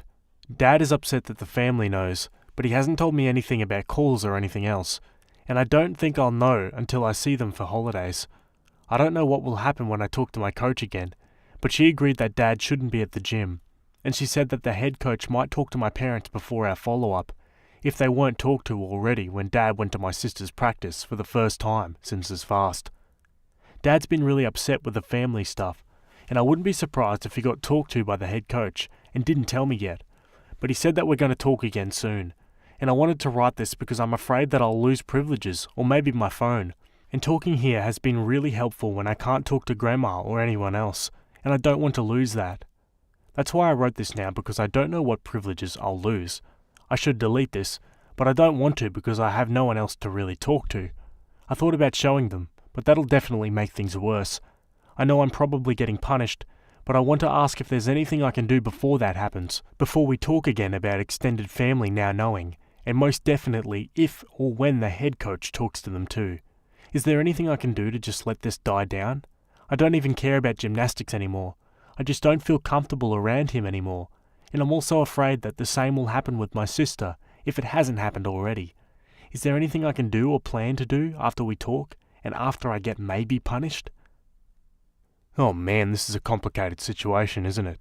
Such a shame that Opie's probably going to get punished for something that is not her problem in the first place. Like, the dad's clearly got issues, and it's sad to hear that it's probably directed at his own daughter. That's just messed up, man. Also, what the hell does he mean by fasting? Like, he's not going to the gym anymore, so that means he's fasting on his feelings? Like, what the hell? That's such a weird thing to say. And it was in quotation marks, so I'm assuming that was verbatim what he said. Also, fasting doesn't necessarily make you not want something. If anything, it makes you want it even more after a long period of time. Anyway, let's jump to the next update. When I made my first post about 3 months ago, my Sweet 16 party was one of the main points. But in the aftermath of everything that's happened with gymnastics, I really couldn't care less about it and was rather glad that it didn't happen, given all the extra baggage that came with the party surrounding the vaccine and their religious views on it. However, as of writing this, I am now 16. There was no party, and I honestly don't mind. My mind has been on other things, and I told my parents that I didn't want to celebrate either, since I'd be losing my friends from gymnastics, and as a punishment, they wouldn't be allowed to come because I told Grandma. However, the main reason why Dad wanted to talk to me last time was because Grandma told his family what I told her, and now more people knew about it too. Dad said he received calls from other people about it too, and that made him want to talk to me again, since he said that it could ruin his job too. When I made my last post, many people encouraged me to call my grandma and inform her about how I was punished for reaching out to her, and a few even encouraged me to ask her to help me call CPS too. I waited until my parents went to sleep to call her, because they have a habit of standing outside my door if they hear me talking on my phone recently, but because of the time that they went to bed when I called her, it was almost midnight, and I couldn't get through to her. I called her numerous times, but I just couldn't get through. I didn't feel comfortable calling CPS on my own, and I didn't want to explain it by myself without talking to anyone, but I was able to call my aunt on my dad's side and talk to her. I didn't want to have to tell her the entire thing from the beginning, but she said she already knew because Grandma had told her, but she didn't know about how I was punished for telling her, and that I was scared about our call tomorrow. I also told her how I had to hide that I was talking to her, but when I mentioned CPS and wanting her to help call them, she told me that Grandma told Dad that she would call CPS if he followed through on removing me from gymnastics, but that she wasn't sure if she actually called them or not. I assumed that was probably a part of what they were arguing about, but Auntie said that she's not sure if Grandma would actually call on him, despite wanting to or thinking she could convince him. So, Auntie said that she would call them for me, because I didn't want to talk to them, and I was afraid of my parents hearing me and coming down to ask who I was talking to. When my parents talked to me the next day, they talked about Grandma and some things I didn't know. Mum said that someone in Dad's family messaged one of her relatives who called her about it, so now someone on her side of the family knows too. And despite the issue with me telling Grandma already being handled weeks ago, they were upset that more people besides Grandma knew, and said that it was stressful for them. When I asked if I was going to get punished for it, Dad said that I wasn't going to finish the rest of my class, but in regards to my phone, he didn't take it away from me.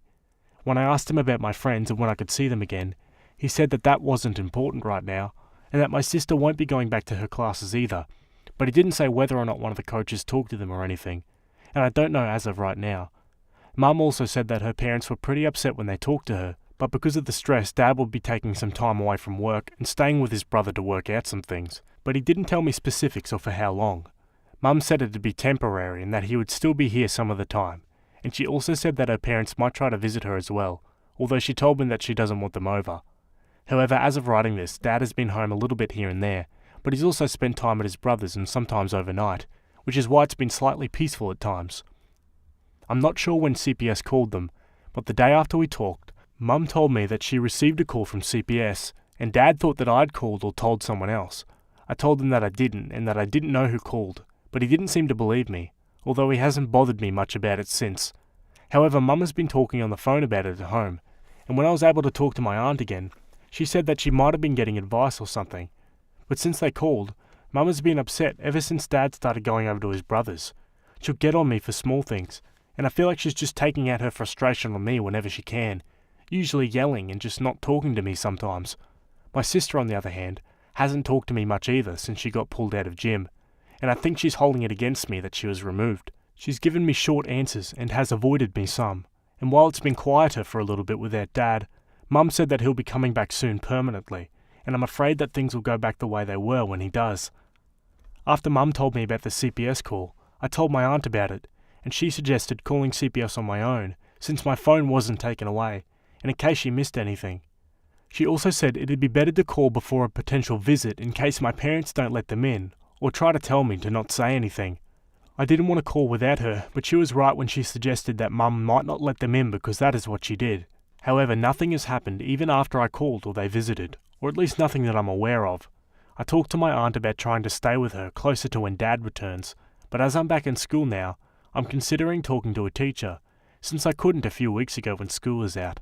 But I feel like there's a lot they're not telling me, and I don't know if there's anything they can or will actually do, since Dad hasn't done anything besides say a lot of things, and he's never touched me or anything like that. He's also allowing me to do sports, but not the 3 ones that I mentioned, and because he hasn't done anything, I don't know what to do from here. Mum's upset at me, and my sister is upset at me too. My dad is really stressed, and I'm having a hard time focusing on school too. I'm sorry for this being so long, but I just want to ask if it's worth it to call them again, since I'm afraid that because it's all verbal, they won't do anything, unless I'm just not aware of them working on it. Yeah, I don't know what you'd do here, because, like OP said, there's no evidence or anything. He hasn't touched her or done really anything inappropriate. It's hard to kind of make a case to, separate OP from the father, but, I don't know what you'd do here. Do you guys have any idea? Let me know in the comments, and we'll jump to our next update. I'm 17 now, and a lot of people who reached out really helped a lot mentally on previous posts. Parents recently talked to me about college and explained how Dad's fasting has become a testimony, which makes no sense. One of the main reasons I came back to this was because a lot of people reached out in my other posts, and I can't stress how helpful it's been. I talked to my aunt and my teacher at school, as mentioned in my previous post.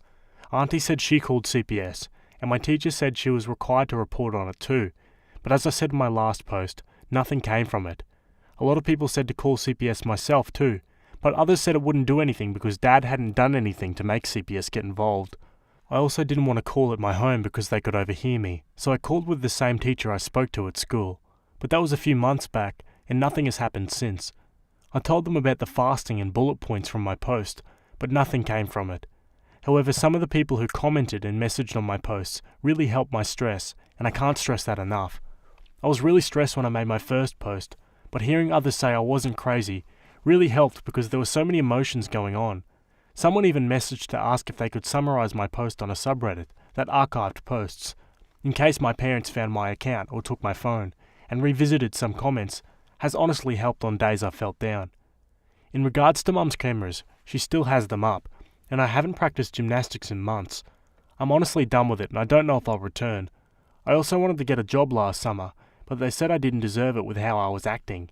And by that I mean asking Dad to keep explaining why I couldn't do gymnastics, along with trying to practice skills at home, only for him to make up some nonsense about how I wasn't allowed to do that too, after Mum caught me practicing in the garage and told him. I hope to work this summer, and it's been a few months since then. I'm not getting my hopes up, but I hope I can.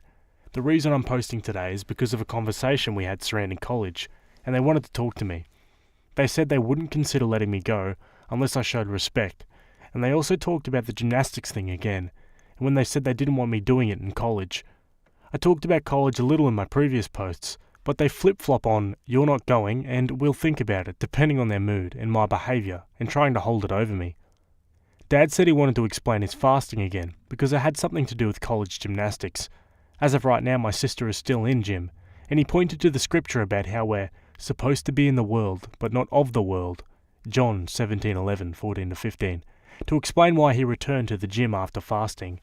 He said that God put us in a world with temptation because it allowed God to show his power through us and give us testimonies, and he said that his struggle was a testimony too.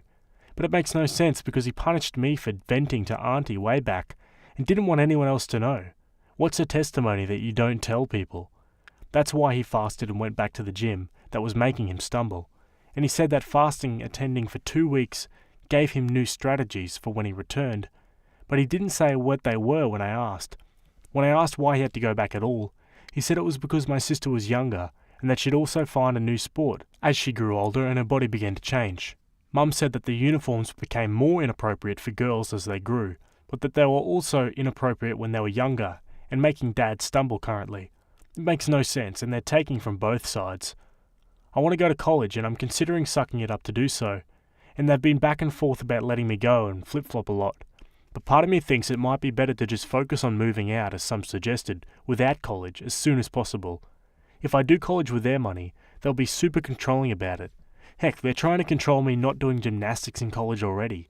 But I just threw that out there because it's not likely when I'll be rusty of over 2 years of not practicing until I turn 18. So it's not realistic that I'd be in any shape to make a team. But that's where I'm at, just trying to focus on moving out.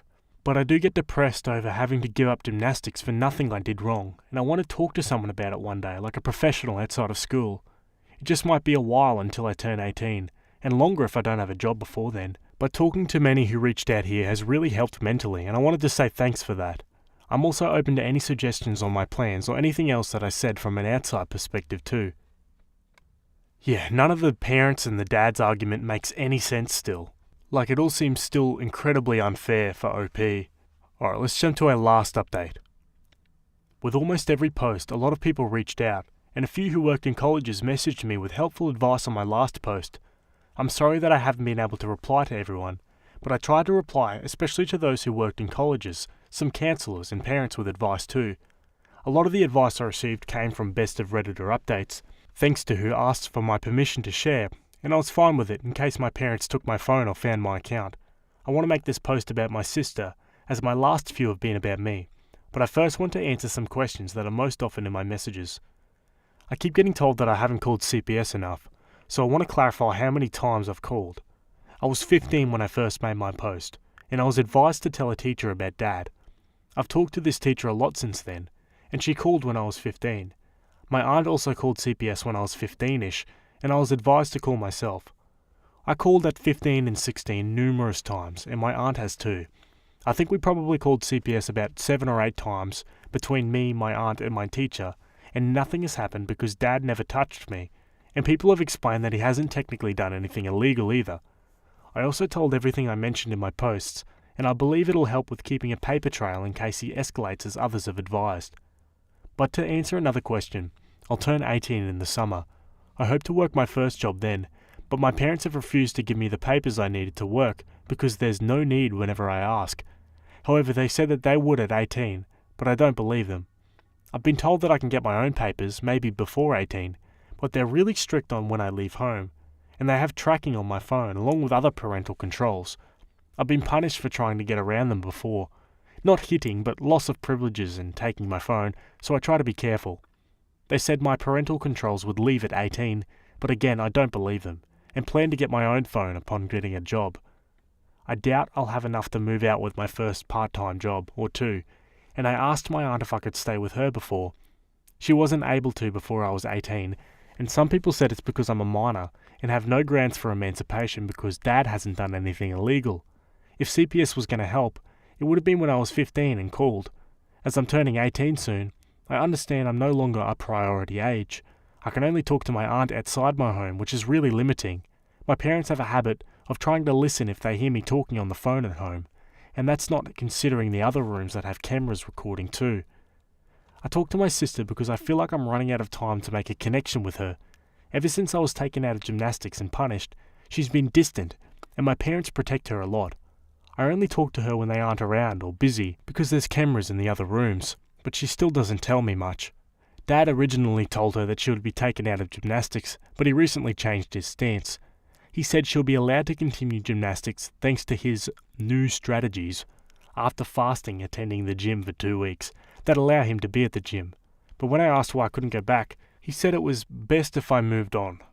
But when I asked if he'd be challenged if he had a son who did gymnastics, he pointed to how I'm not allowed to watch male gymnastics either during the Olympics because only horny 12-year-old girls watch it, and it wasn't good to look at.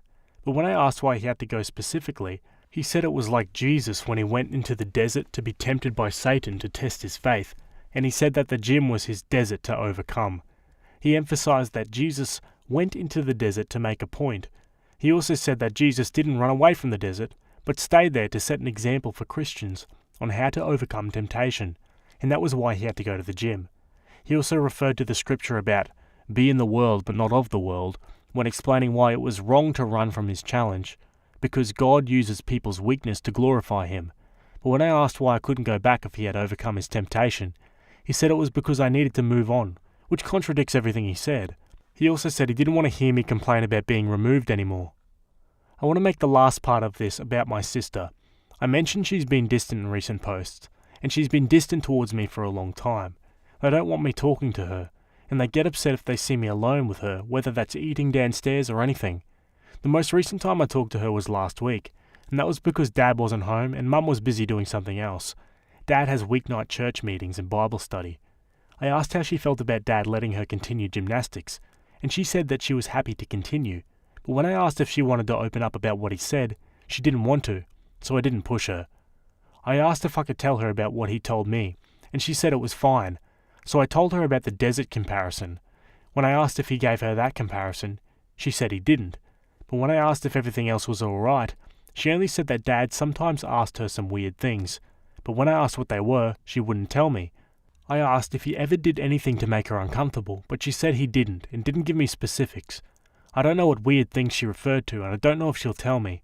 I want to be able to help her, but she didn't tell me much in regards to specifics. I've honestly been troubled about what weird things he could be asking or telling her, but I don't know the right time or way to approach it. My fear is that he could try to take advantage of her because she's younger, but I have no proof of that. That's my main fear, and he's never touched me before. I won't be able to move out until the day I turn 18, or probably soon after, because I haven't heard back from jobs I've applied to, and I've tried applying for lots. I have no work experience because they wouldn't let me work, and I'm still trying to get the papers my parents won't give me. I'll take whatever work I can get, and if it's 2 part-time jobs to get close to 40 hours, I'll do it. I want to help her while I'm still here, because it'll probably be harder once I moved out. However, I'm worried about pressing her too much when she barely talks to me as is. I want to ask for advice on how to help her if I can at all.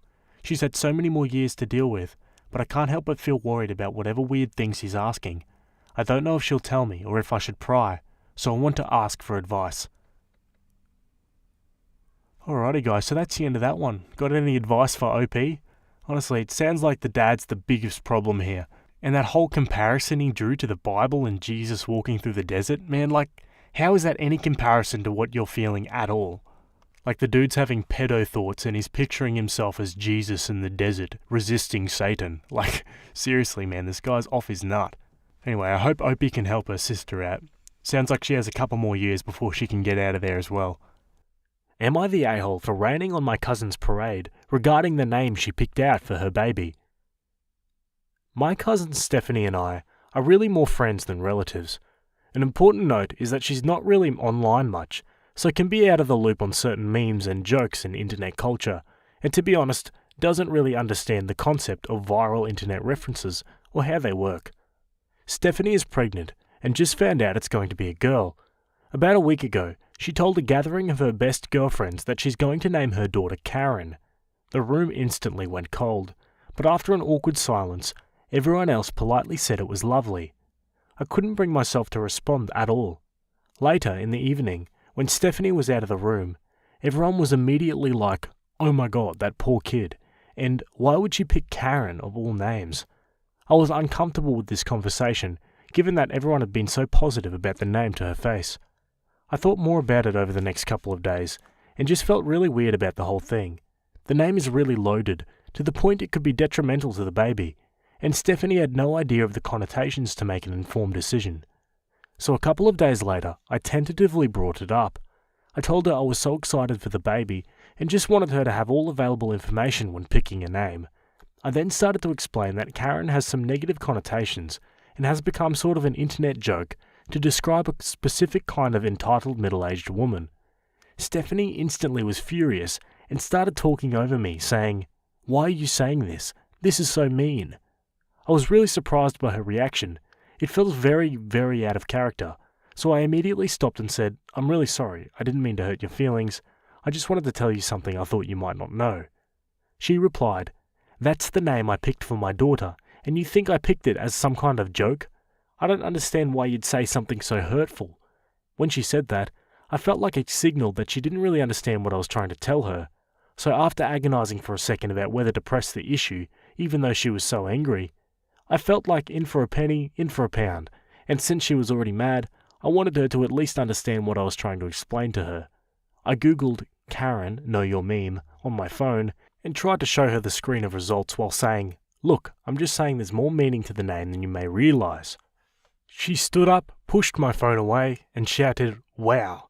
She then stormed out of my home and drove away. My aunt and mum have been berating me all week because Stephanie told them that I made fun of her baby name. Stephanie has not spoken to me or responded to my text since. I can take a hint, and I'm not going to broach a topic again that caused so much distress, but I keep going back and forth on whether I was the a-hole here by bringing it up in the first place. Let's look at the comments. You're the a-hole. You really think it's going to matter when this kid's older? It's a meme. Oh, and for anyone pregnant or planning to have kids, this is why you don't reveal the name until they're born. Someone's always got something stupid to say, no matter what. Not the a-hole. I would want to know. It's a hard situation you're in because if she found out later, she'd be angry that you didn't tell her. People get very sensitive over things like this because, of course, it's a big deal. I think telling her was right. No a-holes here. She's upset because she obviously likes the name. You just gave her the kind of info you'd want if it were you. Sometimes crap clashes. You're the a-hole. Karen is a completely normal name. You're acting as if your cousin has committed a faux pas, on par with naming her baby Adolf, when in reality the name Karen really carries very little connotation at all, and certainly nothing that will be remembered by the time Stephanie's kid is a middle-aged woman. Nobody with half a brain is marching around with the assumption that all Karens are rude and entitled, the same way as nobody with half a brain is marching around thinking all boys called Harry are wizards, or anyone with the surname Bond is a womanizer. So yes, you're the a-hole because your comments were completely uncalled for considering you're supposed to be a friend. Perhaps you should take a leaf out of your cousin's book and spend less time online in order to get some perspective. Okay, now back to the post. Edit. Thanks everyone, I have been properly schooled and I accept my judgment that I was the a-hole here. Stephanie and I have a history of being extremely open and honest with each other.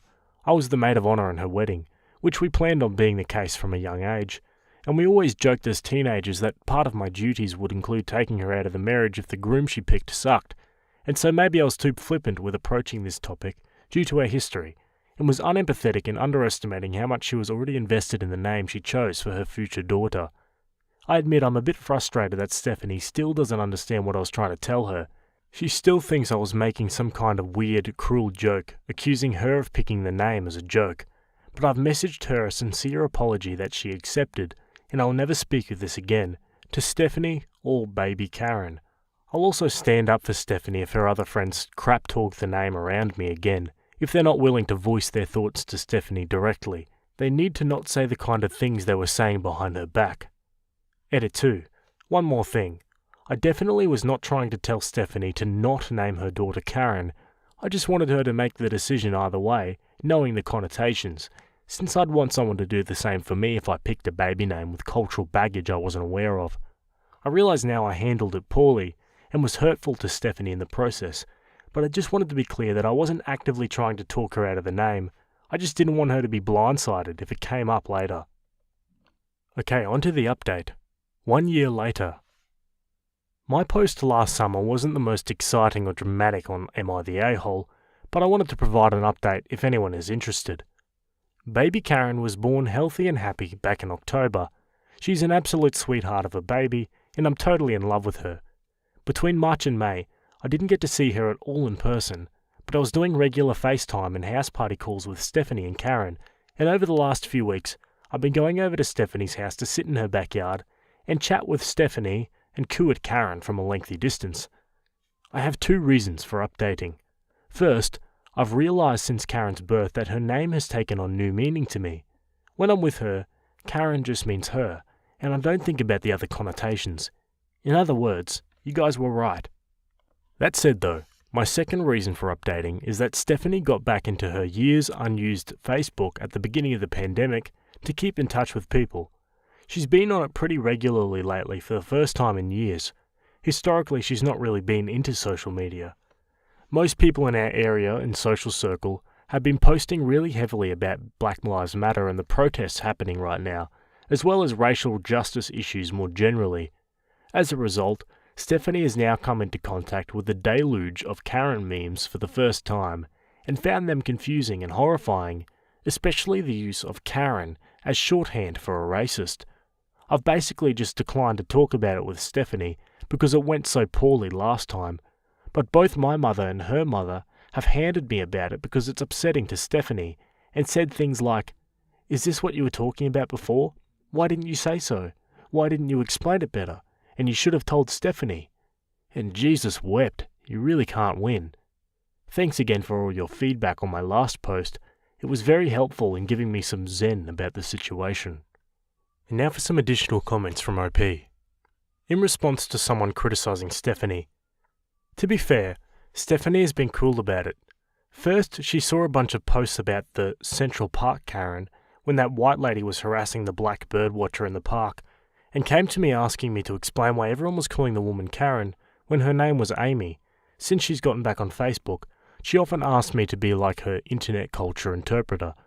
I immediately told her, "Sorry, I'm not having a conversation with you about this because we had a major conflict over it last year, and I'm not getting into it with you." I think that was the first time she started to understand what I'd been telling her last year, and in fairness to her, she didn't bring it up with me again after that. As for my mum and aunt, they're kind of generally ridiculous. They tend to be extremely reactive to whatever is going on precisely at that moment, and if someone in the family is upset, they get over-involved trying to fix it. Stephanie has been venting to her mum about this, not about me, just how upsetting the memes are, and she and my mum have just been doing the normal thing of blowing it out of proportion, and now making it my fault somehow.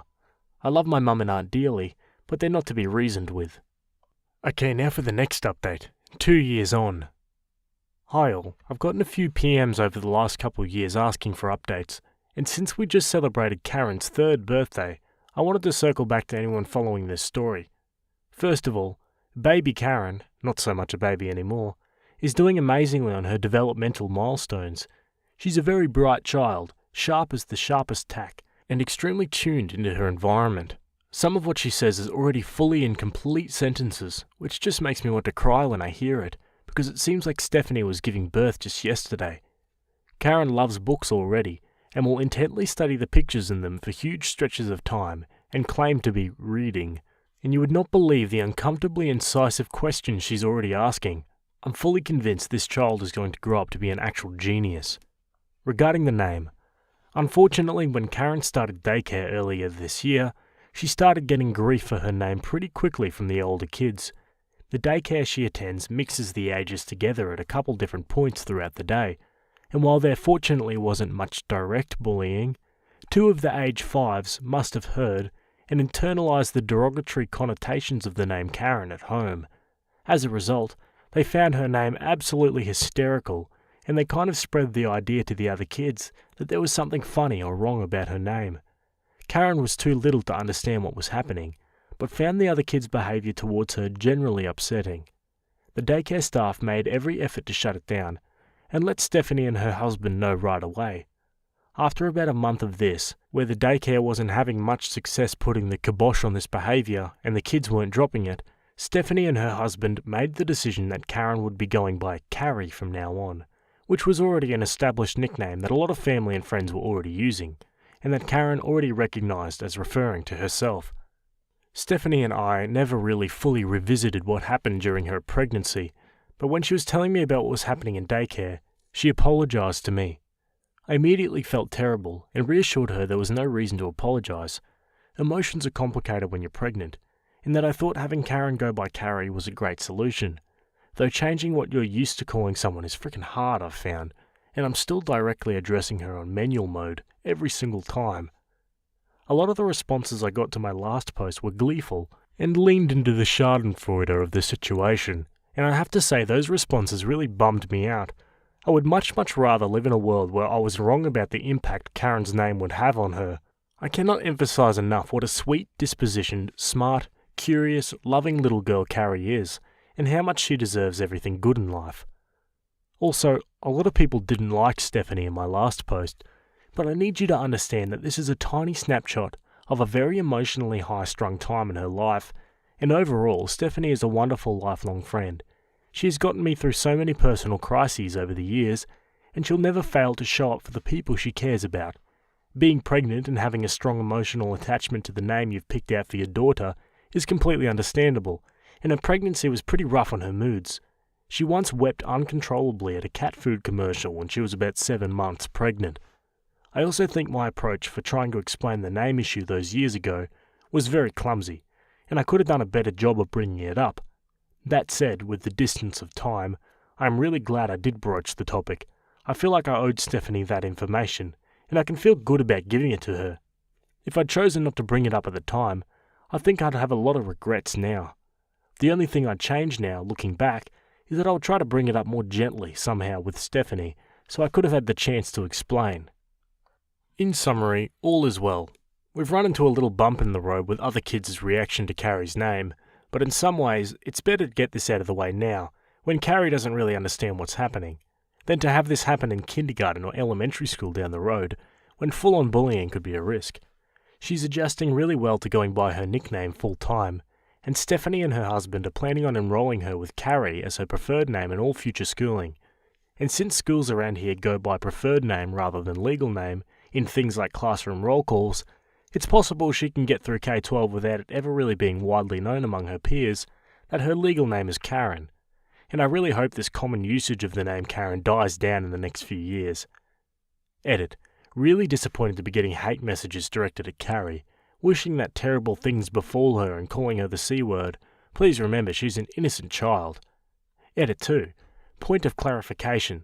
The boys at daycare apparently didn't know that Karen was a name.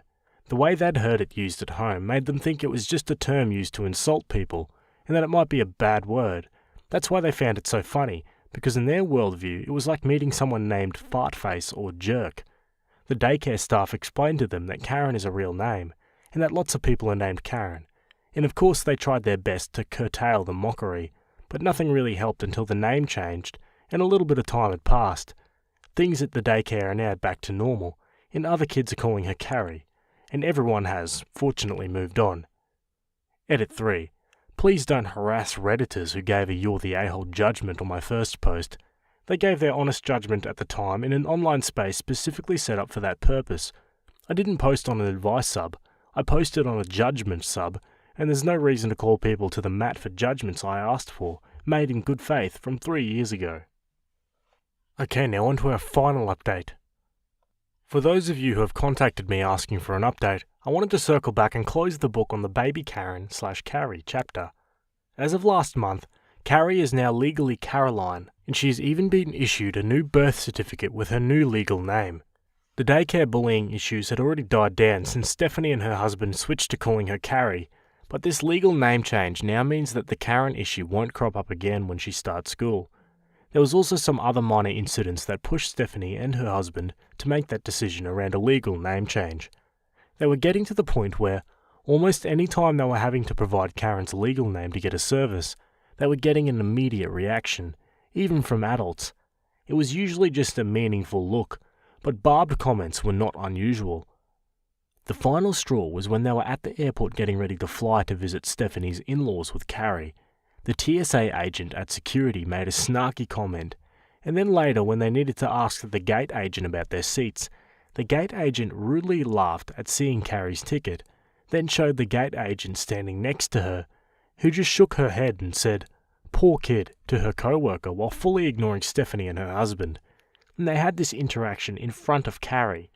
Something about that day in the airport was a turning point for Stephanie and her husband, and they started the name change process as soon as they got home. It was much easier than they were expecting, and cost a grand total of $30. Carrie is a joyful, sociable little girl, and while it's impossible to know right now if these negative experiences caused any lasting damage, and I sincerely hope they did not, I'm happy to see that she continues to be a very outgoing, confident child. The conversation with Stephanie I mentioned in my October update was awkward and brief, but we've actually gotten back into it a few times since. Stephanie has apologised profusely for her initial reaction when we first talked. I've apologised for approaching things so poorly, and not telling her right away about what our friends were saying behind her back. And in those conversations, we mainly ended up focusing on the resulting spiralling of my mum and aunt, and what a mess that turned into. Together we've started to unpack some of the intergenerational crap around our family issues. To provide some of that context, our maternal grandparents were a nightmare. Our grandfather was an authoritarian revivalist preacher who was physically abusive and referred to himself as the spiritual leader and ultimate authority of the family. Our grandmother was a manipulative narcissist who psychologically tormented my mum and aunt for their entire childhoods. As a result, my mum and aunt trauma bonded considerably during their childhood and grew into extremely anxious and reactive adults. Any whiff of conflict sends them into panic mode, and in our family, we have these well-worn grooves of behavioural habits with my mum and aunt overreacting to anything that feels like discord, and scrambling to clumsily smooth things over. As a result, Stephanie and I have both been working hard to build better boundaries with our mum's generation, and have agreed to be really cautious about what information we give them, especially anything that is highly emotional. I've been in therapy for a couple of years now, and Stephanie also started therapy late last year. We've been talking about the ways that my grandparents traumatising our mums caused intergenerational issues that impacted us, and Stephanie is determined that the cycle ends with her, and that these issues will not go on to touch Carrie. Thank you everyone for your kind words, both here on my profile posts and on the Best of Updates reposts, which I've also been reading. I've gotten some incredibly thoughtful and kind messages, which have meant a lot to me, even if I haven't had the chance to respond to all of them. For those who may still want to be critical of Stephanie, I again want to emphasize how out of character her initial reaction was, and how much physical, hormonal, and emotional upheaval she was in at the time. These posts are a teeny tiny window into just one aspect of the dynamic, funny, kind, caring, full human being that is my cousin and best friend. Stephanie has been my most loyal and trusted friend for pretty much my entire life, and she has fully earned some grace for reacting less than perfectly to my extremely clumsy approach when she was sleep-deprived, hormonally wrecked, and brain-fogged. Stephanie has read these posts now as well, along with most of your comments, and after I explained to her what Reddit is, they were helpful to both of us in our talks about our weird family dynamic. I can't imagine I'll have any more updates down the line, but thanks for following along the last few years. I was hit by a lunatic while walking my dog yesterday. The police told me there were others that were hurt yesterday. I feel the need to compare stories. Are any of his other victims on Reddit? The most insane thing that has ever happened to me occurred Sunday morning. I was walking my dog in Windsor Park when I noticed a white older hatchback driving on the wrong side of the road. There was a young couple walking their dog on that side of the road, and the white car started backing up. The couple walked faster around the corner, but still on the street, when the white car sped up and turned the corner in reverse, clearly trying to hit them. He kept turning and went up onto the yard of the house on the corner, and the couple understandably started screaming. I couldn't believe what I was seeing. I started running with my dog, and the couple screamed at me to call 911. I was so thunderstruck it hadn't even occurred to me. I pulled out my phone and saw that the white car was heading towards me. I ran through my neighbour's yard with my dog, and the white car multiple times went over the curb and into a yard, and then pulled away. At one point he pulled into a driveway in my path and just glared at me. I don't remember how I got around him, but I kept running. He tried backing up to hit the couple, and then he came after me again. I heard him come up over the curb behind me, and I knew he was heading for me. I made it almost to my neighbour's door, about 15 feet away, when he struck me from behind and sent me flying. That jerk ran over my dog's leg, and my dog started screaming. I'm on the ground on my back, and I told myself, "Get up, he's going to kill you." I grabbed my glasses and shoes and pulled my limping dog into the carport, and during that time the white car just drove off. Writing this feels unreal. The police arrested him not long after he hit me, and they told me that he had a spree that morning and others were hurt. I went to the ER to make sure I wasn't seriously hurt. Thankfully I wasn't, and the nurses told me the perpetrator had been in the ER earlier and was now going to jail. They also told me that there were several other people in the ER that he had hurt. They couldn't tell me how many or what happened to them, of course. I'd like to communicate with the others, if they are open to it. I think I need to know the whole story, as if somehow that will help me make sense of what happened. Are any of you others on Reddit? Holy moly, this sounds like something you'd see in a horror movie or something. Let's look at the comments. The driver needs to catch some assault with a deadly weapon charges, maybe even some attempted murder just for kicks. People like this don't need to be in public. Weird, last week downtown I had to pull over because someone in a white hatchback was coming the wrong way in my lane on Noosus. Wonder if it was the same person. Was this guy on drugs? Or was he mentally unsound? If not either of those, what was his motive? People like this baffle me. I'm glad you and your doggy survived. That had to have been scary as F. Sorry you went through that. Unfortunately, none of the commenters that responded on the original post were involved. Anyway, let's jump to the update. It's now been a year, as of Sunday 23rd of April, since I and others were attacked, so I thought I would update everyone on what's happened. After I posted my story, I was interviewed by 2 detectives from APD. It was interesting being inside APD headquarters, because it's dimly lit and very quiet in the hallways and interview rooms. I'm assuming it's because the detectives and officers are often in emotionally intense situations, and the quiet and dark environment is the least stimulating for them. The detectives told me there were 6 other victims, and they were interviewing us in descending order of severity. I was the 3rd I think they interviewed. They recorded my statement about what happened, and said they'd already had the suspect in a lineup, and he'd been identified by several other victims. They said he'd already been charged with 2 counts of aggravated assault with a deadly weapon. When I asked the detectives why he wasn't being charged with attempted murder, they said aggravated assault doesn't require proof of motive, and is a little easier to prove in court. Then a day or 2 later, I think one of the local TV stations did a story, and posted a photo of the perpetrator. That was the first time I'd seen a photo of him, and I recognised him immediately.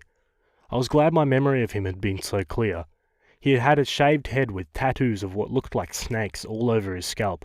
He looked really frightening in the photo, and I remember one of the officers, I think, telling me he had a gun in the car. One random thing I remembered was the song that was playing in his car when he was attacking me. At first, being a child of the 80s, I thought he was playing Tom Tom Club's Genius of Love. It was surreal when he was attacking me, hearing a song from my youth that held such fond memories for me. Later, I heard the song Big Dick Energy, and I realised that that was the song he was playing in his car, because it samples Genius of Love, but it has more bass. Sorry if this is a disorganised post. It's still really trippy to be remembering all of this. The news wanted to interview me, but I decided I didn't want my clients to find out what happened to me by seeing my face on the news. I'm a psychotherapist, and I was worried about it upsetting them. Because I'm a therapist, I'm in a lot of my own therapy anyway. I got a lot of support from people I'm in group with, as well as, of course, my therapists. For months after the attack, I avoided walking my dog, who is fine by the way, although he gets a little skittish when we walk on our own block. Finally, I admitted to myself that I did have PTSD, and being trained in EMDR, I knew EMDR would be very helpful. It took a while, but as of the last few months, I can walk my dog in my neighbourhood and feel fine. Whenever there's a white car, that's what the lunatic drove, that does anything out of the ordinary, like stopping in the middle of the street or turning in my general direction, I go immediately on alert and pay close attention to which direction I should run if I need to. I wouldn't say I'm afraid necessarily, but I'm now keenly aware that when you walk on the street, you could get hit by a car. I'm okay with being on alert that way. I'd been in touch with the young couple that the lunatic had first tried to attack on my street. They are lovely people who sadly, for me, moved out of the neighbourhood. I've not spoken to any of the other victims. The DA's office did tell me last fall, I think September, that one of the victims was still having medical issues as a result of the attack. I really hope that person has made a complete recovery.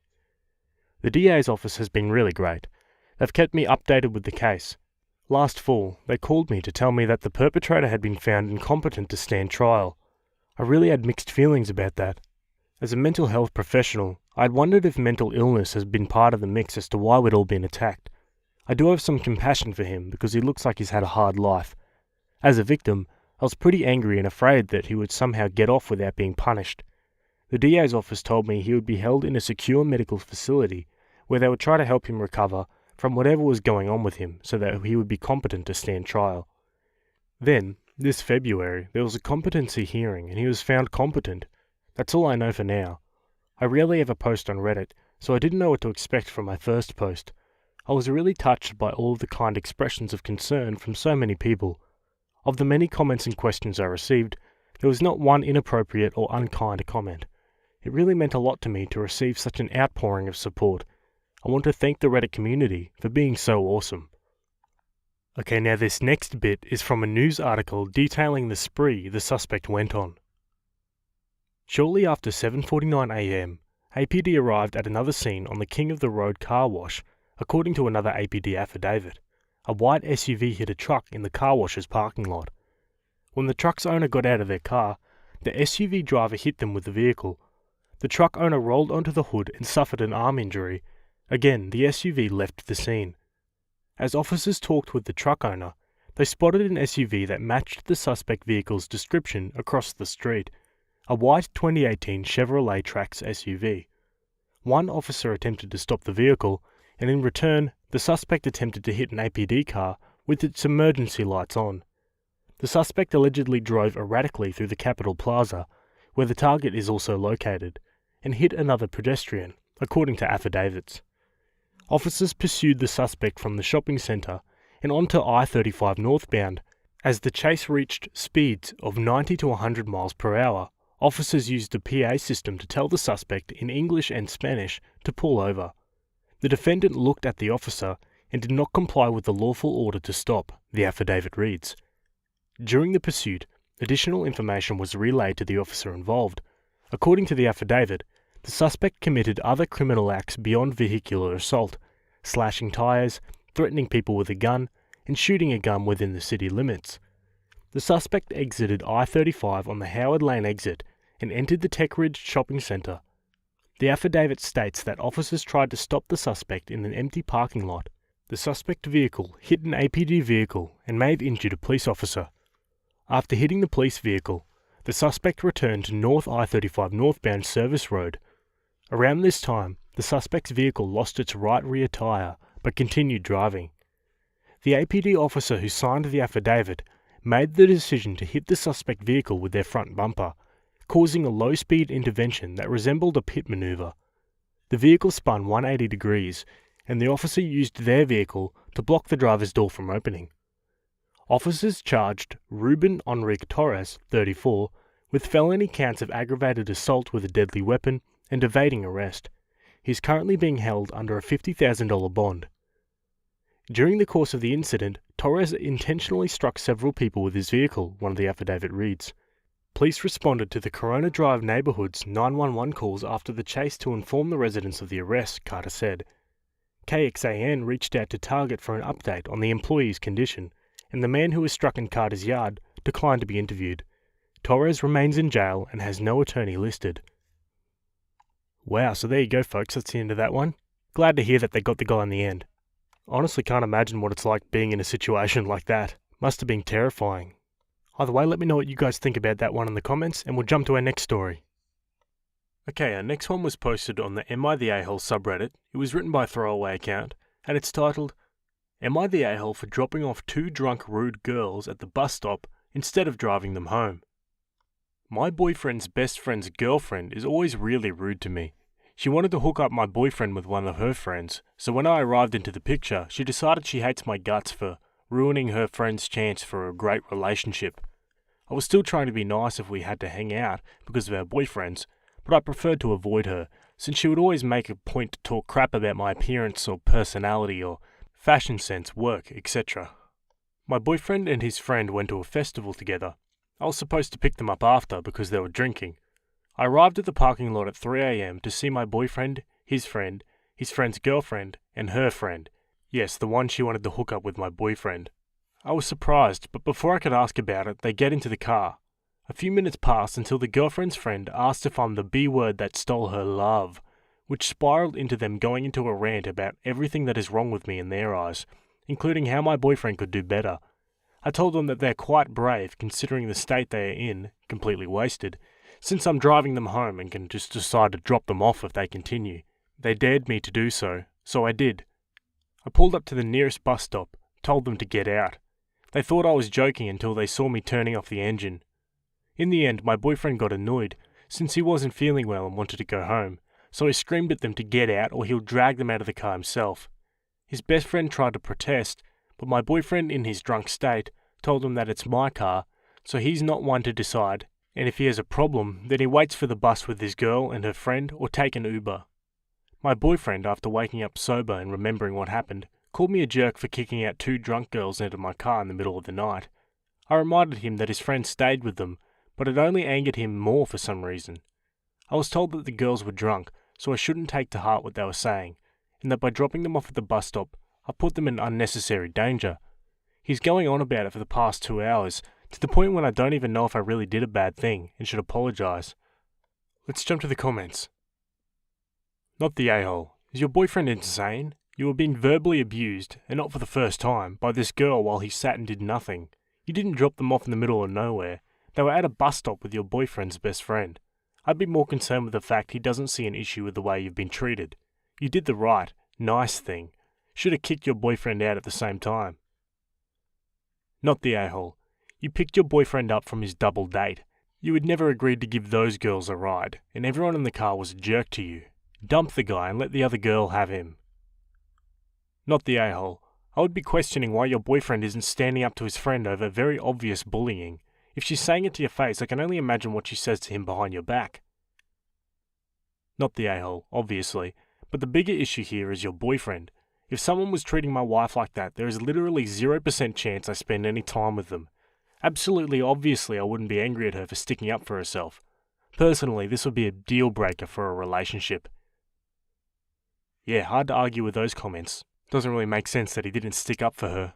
And yeah, sounds like they deliberately didn't mention that the other girl would be there to OP. The boyfriend's probably just loving the attention. Let's jump to the update. Well, I have an update, but first I want to answer some of the questions that were asked a lot. At first I want to respond to each and every comment, but before I realised my OG post blew up, so I decided to address everything here. Did you know your boyfriend went on a double date? No. It was supposed to be him and his best friend, which I had my doubts about, because the festival was ticketed, and the tickets were sold out in a matter of days. I'm sure at least her boyfriend knew she was going. Was the bus stop in the middle of nowhere? No, it was in a city centre, near the festival site, and there were many other festival goers waiting. Were the buses still running? Yes, our city is hosting this festival for years now, and they are always taking care of festival goers. There are additional night buses, trams, and even train lines. What if someone shot my boyfriend's best friend? I'm really sorry for what's happening in the USA, but we're living in Poland, Europe. Now to the update. I know why my boyfriend was so adamant about me apologising. Apparently his best friend's girlfriend and her friend decided that I need to be taught a lesson. I'm not really sure what they were planning to do, but they decided to scare me somehow as a form of revenge. My boyfriend decided it would be a great idea for me to apologise so that they would calm down, instead of, telling me. When asked why he would withhold this information from me, he said that he didn't want drama, as if there's not enough drama already with this psycho. He told me all of this because his best friend broke up with her in the end over her craziness. So my boyfriend deemed it appropriate to tell me I no longer have to apologise, lol. I contacted his best friend asking if he would be willing to tell what he knows about his ex and her plans to authorities, if she would ever come through with her plan to teach me a lesson, and he agreed. My boyfriend, on the other hand, was furious I contacted his best friend because he doesn't want drama. I was feeling petty, so I told him that maybe I should just go out with his best friend, since he seems more level-headed and caring. That's when I learned that his best friend's ex thought her boyfriend, my boyfriend's best friend, was attracted to me, so her outbursts of anger were justified by her insecurities. When asked why he's so keen on victimizing her, he wasn't able to answer and shut down completely. Needless to say, we are taking a break. It's hard to break up completely because we're living together and we're both on the lease. I'm pretty sure it's not the kind of update a lot of people commenting under my previous post were hoping for, but I'm not really sure what to do. Geez, why is everyone in this friend circle just extremely jealous and victimizing each other? Let's go to the final update. A girl who dropped off 2 drunk girls at the bus stop here. I'm alive and well. We are no longer together. I know a lot of people couldn't understand why we were on a break instead of breaking up, but I did it for my own safety. What would he do, with us still living together, if I broke up with him? He was willing to cover for people who had plans to hurt me. Better safe than dead, right? I got away though, found a nice affordable place with 2 other wonderful roommates. Blocked everyone, yes, including my ex's friend. I'm sorry, but this ship has sailed and is somewhere down there with the Titanic, just to be sure no one will find me. Thank you for keeping me in your thoughts. A lot of people commented and reached out asking me if I'm alright. That's really sweet of you. I wish you the absolute best. Alrighty guys, so that's the end of that story. A bit of a strange one, to be honest. I do wonder what the teach her a lesson part was all about. Was it just them, insulting her, or was there something else to it? Let me know what you think that might have meant. Anyway, on to our last story for today.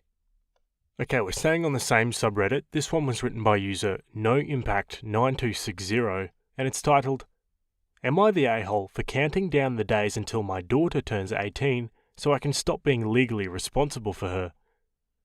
I married my wife about 2 years ago, and she has a daughter from a previous relationship. Early on during our dating period, she made it clear that her daughter has a father, and she's not looking for another father for her. The ground rules were set by her, in that I will be an adult figure, but not a parental one. I will have no say in how she is to be brought up, and I can't punish her in any way. Considering she was 14 when her mum and I met, and 15 when we married, I agreed to her rules. My thinking is that she's already too old for me to make any difference in her life, so why make it an issue?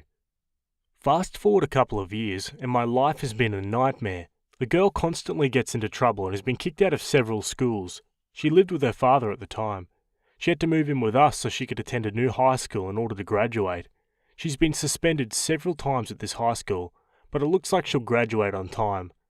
While living with us, she's gotten into 2 car accidents, one when she was drunk, and we had to remortgage our house to pay her attorney fees and legal bills. The judge dressed us down in court for not being better parents. I'm not a legal expert at all, but from movies and shows I know that judges can jail you for arguing, so I bit my tongue and took it. It was humiliating. The girl is a couple months away from being an adult, and this weekend I was out with the guys and she came up in conversation. I complained about how much money I've spent bailing her out of trouble, and that I can't wait until she turns 18 so she can face her own consequences. Word got back to my wife and she blew her top. I still don't think I said anything wrong, but I'm staying at a motel tonight. I want to be clear, we're not kicking her out, and considering she doesn't work, she'll be living with us for a while. I'm just waiting for the day she's an adult, so I won't be yelled at by any more judges. Am I the a-hole for firing my bridesmaid for disclosing her diagnosis at my bachelorette? I'm getting married in 3 weeks, and I just had my bachelorette over Easter weekend. During a quiet moment, one of my bridesmaids took me aside and told me that about 3 months ago, she was diagnosed with fetal alcohol syndrome. Obviously, I asked her what that meant for her, and she started crying because she feels differently about her relationship with her mother. We met in elementary school, and she's always had a learning disability, but she didn't know that there was a preventable cause. My other bridesmaids noticed her crying, and the evening ended up being about her. We skipped out on going to a bar in the limo I'd hired because she was upset. I thought about it all today, and ended up emailing her to tell her that she took away an important moment from my life. I feel bad about this happening to her, but even though she didn't always know, it's been going on for her whole life. If this was a recent thing she found out about, or it was some kind of deadly disease, I'd feel differently. But she was sitting on this for months before bringing it up at an event that was supposed to be special to me. You only get one bachelorette, and mine was totally overshadowed. I felt really hurt that she did that, and told her that I didn't want to have her in my wedding if that's how she's going to treat me at a time where the focus was supposed to be something good in my life, instead of something sad in hers. She could have waited a few more weeks until after the wedding if she wanted to have this conversation. She's still invited to the wedding, but I don't want her to be a bridesmaid after this. I was just texting my cousin, my maid of honor, and she disagreed with me doing this. She said that it sucked that we didn't go to the bar, but this other friend has already paid for her dress, so I should just let her stay. My fiancé supports my choice, but I wanted another opinion. Am I the a-hole? Oh gee, that's a tricky one. What do you guys think? Honestly, I'm not sure what I think. I'm gonna have to look at some comments to make up my mind, I think. Everyone sucks here. I get it. She found out months ago and waited until that night to say anything, took the attention, and you lost out on the money you paid. It was completely understandable to be hurt and frustrated, but you didn't need to cut her from the wedding. That was retaliation, pure and simple. You could have called her and opened up the door to have an honest conversation about how you felt, and allowed her to respond. This would have shown compassion and grace. Instead, you made a decisive decision because your feelings were hurt. It is your wedding, but she is also a close enough friend where you asked her to be a bridesmaid, and she deserved that conversation before you decided to push her out. I would absolutely apologize to her, and realize that in this case, you've both been crappy to each other. The entire situation sucks. I'm curious here, was this the first time your friend was going to be around alcohol since finding out her lifelong issue stems from alcohol? Is it possible the idea of taking a limo out for a night of heavy drinking, after learning heavy drinking caused her disabilities, was overwhelming?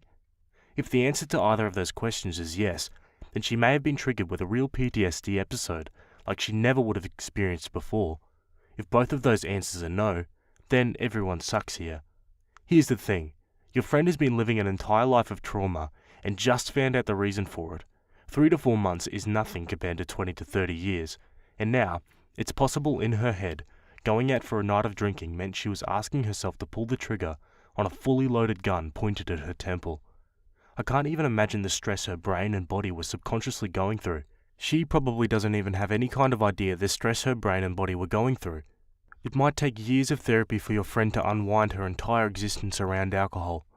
Now, if she's been drinking it up like her normal self, going out to bars and partying like she always did since finding out about her fetal alcohol syndrome, she is definitely the a-hole for bringing it up when she did. But because she pulled you aside to talk to you in private, I'm pretty sure that's not the case. You didn't say how the other bridesmaids noticed, if one person pointed out, or if they all barged in on a private conversation or what. Those people may very well be the actual a-holes. But you? I'd reflect on the above, and then reflect on how you chose to approach this with your friend. Telling someone you're hurt over their behaviour is perfectly acceptable. Punishing them, on the other hand, will lose you friends. I guess it depends on whether you value her friendship, or just wanted someone looking the part to be in your photos. Listen, I imagine you're still young. Your bachelorette party didn't go as planned. One night out in a limo didn't happen. Money was wasted. It seems like a big deal, a huge wasted memory. But it's not. You still have all the rest of your life ahead of you. Your wedding wasn't ruined. Due to cutting too many classes, I graduated out of summer school, so didn't attend my high school graduation ceremony. I seriously thought I would be forever damaged by not attending. My mum has regretted for over 30 years not letting me attend to see my friends. You know what? It's no big frickin' deal. Can you imagine? I never had a high school graduation ceremony, and my life has been fantastic.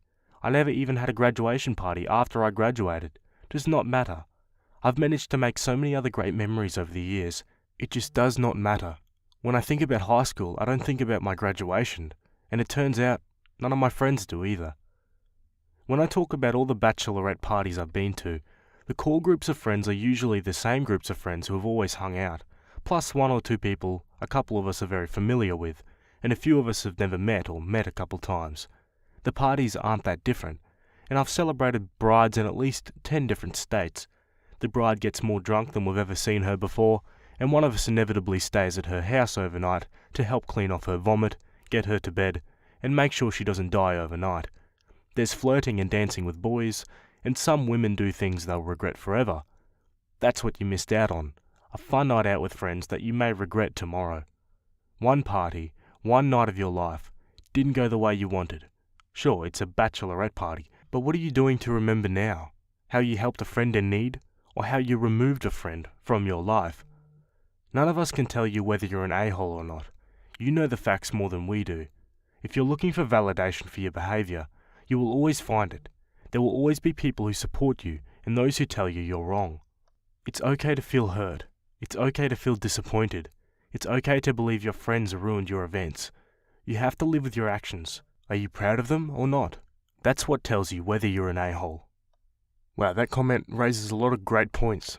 Let's see Opie's response. Things are now resolved, but dang, this is an amazing comment. With more time to get over it and some perspective, I realised I wasn't proud of this. This friend and I aren't as close as we used to be. I moved away from college. She stayed in our hometown. But I'm not ready to lose her entirely. I hope I won't ever be. She's done something like this once before, but she was 15 then, and I shouldn't have assumed she was intentionally trying to steal the attention as an adult. As for your questions, she works in a restaurant, so she's been around alcohol since she was diagnosed, but it's different when you're serving it and not consuming it. We also saw each other at a mutual friend's birthday party after her diagnosis, where there was wine, but I don't remember if she was drinking. I think we need to have some more conversations eventually. I've gotten the sense that she resents me lately for having a different life than her. I went to college, graduated, and got engaged, and she's never had a long-term relationship, and couldn't finish community college. My fiancé and I have student debt, and don't make a ton of money, but we have an adult life. Now my friend has something to blame for not getting what she's wanted from life so far, and it ends up being her own mum's fault. Her mum isn't perfect, but this is a big loss of trust. I've been focused on my own life problems, wedding stuff, moving to a new apartment, my grandpa getting sick, etc. I think we both have a lot of big emotions building, and they came out at a super inconvenient time. Yeah, sounds about right. Let's jump to the last update. For those wondering, I'd actually seen her on 2 occasions since her diagnosis, including getting coffee one-on-one a week after it happened where she could have told me. It was the fact that she waited until my event to tell me and then derailed it that made me so upset. I hadn't considered the fact that everyone pre-drinking might have set her off. After reading a bunch of comments here, I called her. I asked why she hadn't told me before, and she said she was still trying to process when I had previously seen her. She didn't realize she was going to cry so much and distract everyone and ruin the mood. She said she felt really horrible about doing that, and that she hadn't meant to ruin the evening. I apologized for acting on my own hurt feelings, and asked if she'd be willing to consider still being a bridesmaid. She said she really wanted to still be in the wedding.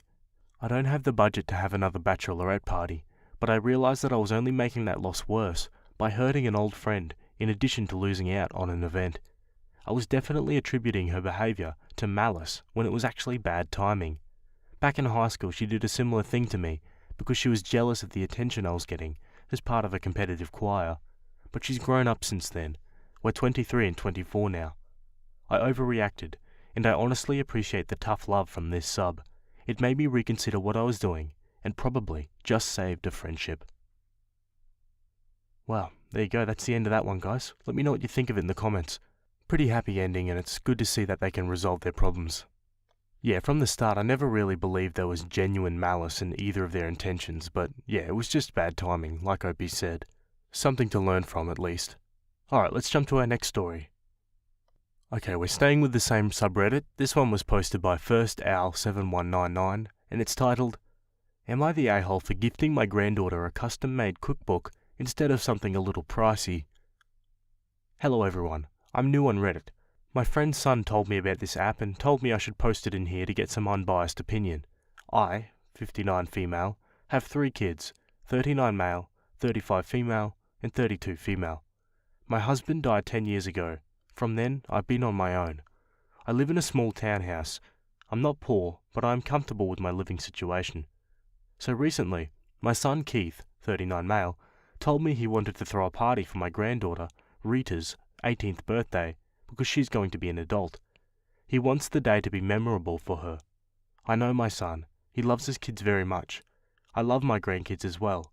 I know he's going to buy her some expensive gifts. I, on the other hand, cannot afford to buy something expensive, but I wanted my gift to be thoughtful and show efforts that I love Rita as well. So I had an idea. I've been a home cook for more than 30 years. I used to work in a restaurant before, and then moved on to having my own catering business in my early years. I loved creating new recipes and altering the old ones to my own. So I had an idea to make a compilation of some of my signature recipes and make them into a book. I wrote down 20 recipes on my computer, and with the help of some grateful people, I was able to print them out. I then had another idea to make the recipes into a cookbook. So I went on a publication house and told them to make a cookbook that looks like an ancient book, except it will contain recipes. I did that because, 1, Rita has a passion for cooking. She wants to go to culinary school and hopes to open her own restaurant chain. 2, Rita also likes things that are medieval. She's into one of those Lord of the Rings kind of things, so I thought it was a thoughtful gift for my lovely granddaughter. When the day arrived, I packed it up along with her favourite cookies. When it was time to open the presents, she got a lot of stuff, and when it was time for mine, I was happy. She opened it and gasped. I explained it to her that the book contains all the signature recipes I've made over the years, and I want her to have it. She said thank you, and that she appreciates my gift, and someday she will try to recreate it. Everyone seems to be happy, except for her mother. She pulled me to the side and told me I should have made more effort into a gift, and not give her some cheap book. I was appalled. I told her Rita likes it, and that's all that should matter. She told me Rita only pretended to like it, because she doesn't want to be disrespectful, and Rita is still a child who doesn't know anything. And also added that it was a little narcissistic of me to make Rita's gift about myself and my cooking, rather than it being about her. Now, I'm sad. If Rita didn't like it, I'd be happy to replace it, but it's now making me wonder if my gift was actually cheap or not. Should I have just bought something a little bit pricey rather than giving her a cookbook? OP then elaborates a little bit more in the comments. I have 5 journals in total filled with recipes. I also know some in my brain because I cook them so often. I would love to compile them. I honestly have little idea what today's generation likes, so I thought giving her this book would be nice since she always wanted to learn my cooking methods. I made that gift because Rita is the only one in our family that pesters me for cooking tips.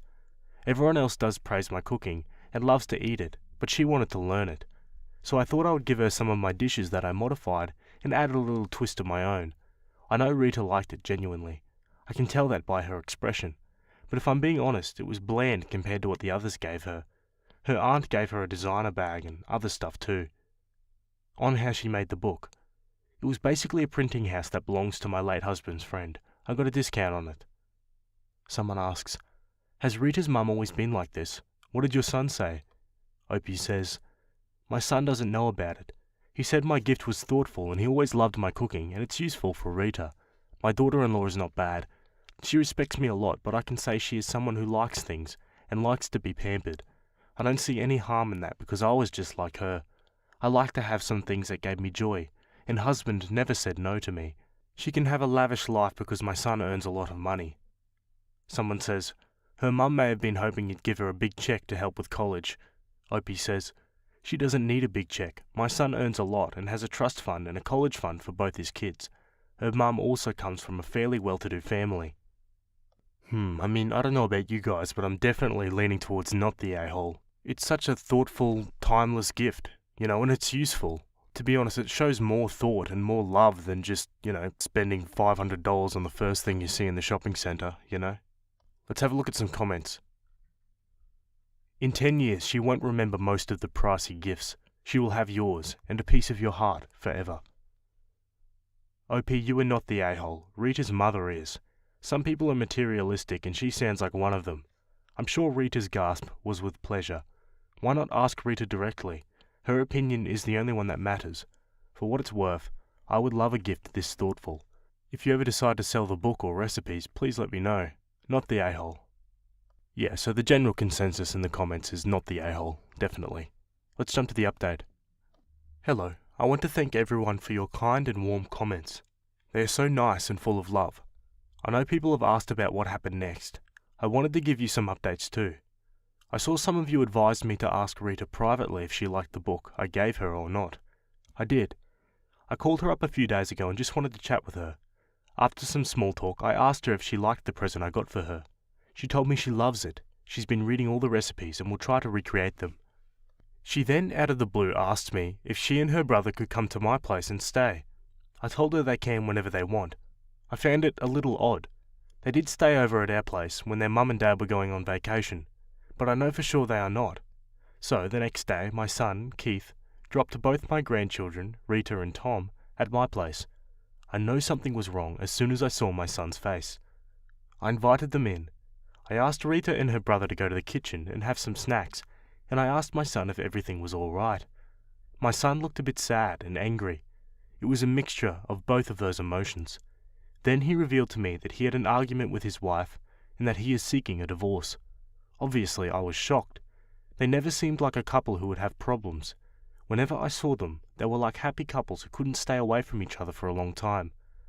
I asked him in details what exactly happened. Why is he seeking for a divorce all of a sudden? He didn't go much into detail. He just said he and his wife got into an argument because of my gift. His wife apparently told him to make me buy a second gift that looked a little bit expensive, like something designer. He said to her that it was not necessary. Rita likes it and that's all that matters.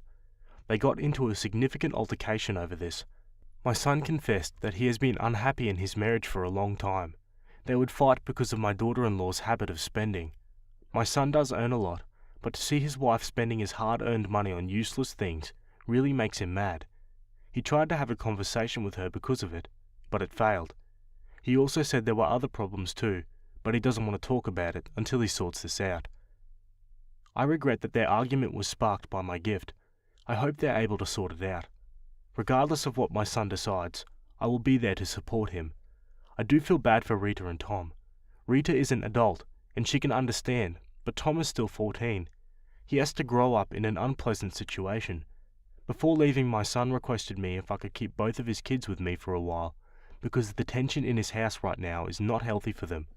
I happily agreed. I don't mind having my grandkids with me. On the other hand, Rita has promised to help me find and compile my old recipes. Some of them are really old, and the journal I wrote it on has been in bad condition. I think writing them in a Word document is a better option. Also, a lot of you guys asked me to release my cookbook. I don't know if I'll do that. That sounds like a good plan, but I'll put a pin in it for now. I have a lot on my plate right now. Edit. Hello everyone, I appreciate all the comments, but I don't think it's fair to criticize my daughter-in-law so much. Yes, I know she was wrong here. She's not perfect. None of us are. But she's not a bad person overall, so cut her some slack. Alrighty guys, so that's the end of that story. Let me know what you think of it. Kinda sounds like the gift was the evidence that the son needed to break up with his materialistic wife, you know? I mean, you can't blame him for feeling that way when he sees all his hard-earned cash just go down the drain to designer clothes and things that are overpriced and pretentious. Like, the cookbook was such a good gift, and yeah, I found it a bit weird that the daughter-in-law was kind of asking her to buy her something else, like designer. Like, what the hell does that mean? This kind of reminds me of my grandma's cooking as well and how bloody good it is. Like, I'd love to have my grandma's quiche recipe and apple strudel recipe in a cookbook, you know? But yeah, you can never really truly feel happy about a divorce, especially when the kids are, you know, in their teenage and formative years, but looks like the son got out before it got bad. Also, why was the mum acting like she was the one getting the gift? Like, I'm sure Rita can speak for herself if she doesn't like it. Why is the mum making up opinions for her? It's just weird. My daughter-in-law gave birth and doesn't seem to want a relationship with me, making it difficult to have a relationship with my son and new granddaughter. My son, David, 31, has been married to my daughter-in-law, Bia, 24, since September of 2020. Due to the pandemic, I never really got to know her because they only dated for about a year before they got married, and I didn't know about her until they dated for about 6 months. I love my son very much, but I feel like our relationship has been rocky since they got married. He has a daughter from a previous relationship who is 10, and since they got together, I haven't had the same relationship with her. I know this is partially because he moved out of my house, very suddenly without really saying anything I may add, and I no longer get her on these weekends. I try to get them to bring her to visit when they have her, but usually I only see her once a month or so, and lately it has felt like she has been more distant when she visits. I think this is because Bia says negative things about me around her, and I find that unfair. They just had a baby at the end of January. She was induced due to preeclampsia and in labour for 3 days before having a C-section. I'd been in an accident a few weeks prior and don't have a vehicle, and my son refused to pick me up to be there for the labour at all or to see the baby in the hospital, but her parents got to see the baby and were in the parking lot the entire time. I called him while she was in labour a few times, but on the second day after her water broke, I called him and heard her snap at him to get off the phone, and he refused to accept any calls after that. I just wanted to know that the 3 of them were okay though. She was in hospital 2 days after the C-section, and they wouldn't stop to visit me on their way home after the birth because she was hurting, even though she had painkillers she could have taken, and she didn't feel right according to my son. This is when I became concerned she had PPD. My daughter ended up picking up her prescriptions and some groceries for them, and got to see the baby that night. Her and Bia have a relationship that is apparently pretty good. I was supposed to visit a couple of days after they got home, but she ended up insisting something was wrong and went back to the doctor, who apparently sent her to hospital. My son told me they diagnosed her with postpartum preeclampsia, but I was pretty certain that there was only something that happened during pregnancy and went away after birth, so I was pretty sure he was confused. The day after, they admitted her again. 5 days after the baby being born, with everyone meeting her but me, was my birthday. I called her around 8 that morning to see what was really going on, but she didn't answer. A while later, my son called me and wished me a happy birthday, and asked why I'd called Bia. I admit I snapped at him, and said she should be returning my call because I called her. I hung up on him, and maybe 5 minutes later she called me. I told her she should have called me, and that I wanted to hear her voice and hear from her what was going on since my son gets confused. I then asked her if this was a mental or physical issue, and she went silent before saying physical. I asked if she was sure, and she kinda got snippy, and said they had padding on her bed because she was a seizure risk and she couldn't be alone with her newborn, so she was pretty sure. I didn't comment on her tone because I was sure she was stressed. She was released the next day and they came and visited me while I was at my daughter's watching her 2 kids on their way home so I could see the baby. I offered her some pillows to sit on. My son said she basically gave birth both ways. Even though I knew this wasn't true, I wondered if she had some soreness that made him think this. and she refused my hospitality, saying she was fine and felt pretty good. 2 weeks later, my son picked me up and brought me to their home to visit. I stayed for a few hours and she didn't really make any effort to talk to me. She was just quiet and sat on the couch. When my son took me home, I asked why she was so unhospitable, and he said I'd been rude while she was in the hospital, that she shouldn't have had to call me, and that I shouldn't have asked if it was mental or physical problem, because he'd already told me it was physical. He also said I shouldn't have posted anything on Facebook before her about the baby being born, and that I was rude when he called to make me take it down. She doesn't post on social media very often, so I didn't think it would be a big deal. He hasn't picked me up to see the baby because he says he needs to be there to help with the baby, and they won't bring the baby to me because he says the baby isn't allowed in my house. I told my son I'm planning to quit my job to babysit for them, but I haven't even gotten her return to work date, and she hasn't once thanked me for doing it. Overall, I feel like she's holding on to some very petty things and is using them to keep me from my son and granddaughters. I want a relationship with her, but I'm missing some critical bonding time with the baby, and I'm going to struggle to forgive her for it, especially over petty nonsense she won't even bring up to talk to me. I'm really wanting to send a text and lay all my feelings out for her and just hash it out, but I understand there are probably cultural differences at play with all of this too, so I could use some advice on what to say. Geez, very selfish from OP here. Like, the baby's just been born, it was a C-section, difficult labour, like, come on, you're not the priority here. And like, the baby's like a few days old. What do you mean critical bonding time? You're gonna have years and years of bonding time to make up for that. Like, she's just pushing something that isn't even there. Just give them some space and come back in a week or two and they'll probably be more hospitable to you. Honestly, sounds like a nightmare mum. Anyway, let's check out some relevant comments. One commenter says, "Lady, if you don't pull your head out of your butt, you're not going to be part of their lives at all. You're not owed nearly any of what you seem to think you are. When it comes to their baby, they don't owe you crap. 1. Your son had 2 priorities when his wife was in labour. His wife and their baby, not you. He didn't have time to come to pick you up or talk to you on the phone. Have you ever heard of a taxi cab? 2. She shouldn't have to take a pain pill just so they can stop by and see you on their way home. How incredibly selfish of you. They did the right thing and went straight home. 3. Are you seriously questioning a doctor's diagnosis? Do you really think it's appropriate to ask her if it's physical or mental? Are you mental? 4. You're lucky anyone called you back at all. They are tired and are learning how to care for their newborn, and that is after your daughter-in-law had a complicated labour and delivery and complications after birth. No one has the emotional bandwidth to deal with your entitlement. 5. You inconvenienced your son and had him pick you up and drive you home. Again, taxi, Uber, Lyft were better options. Then you're complaining his wife, who was exhausted and still healing, was inhospitable. I'm guessing she was saying plenty to you in her head, but was too polite to actually verbalise it. 6. Do they even want you babysitting their baby? Did they actually ask this of you, or did you just decree that this is what is happening?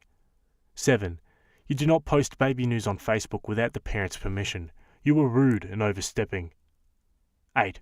If you want to send them a text, send them a sincere apology for being a pushy, entitled pain in the butt and promise you'll behave better in the future.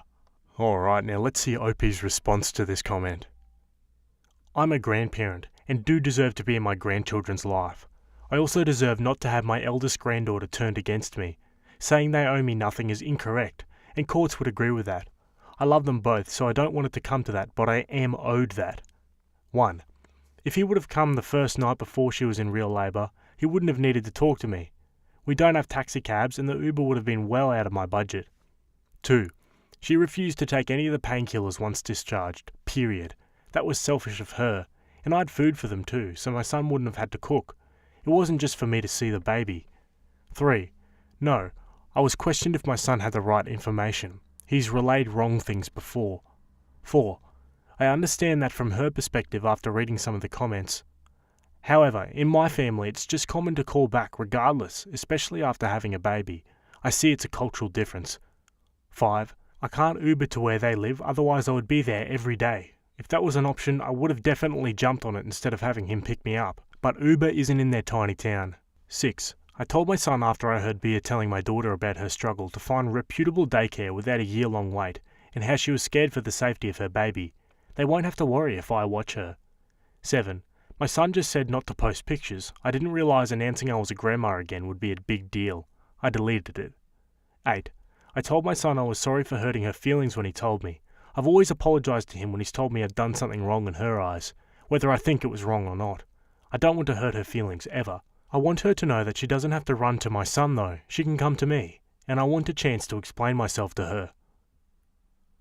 Geez, Opie just seems so entitled and annoying to deal with.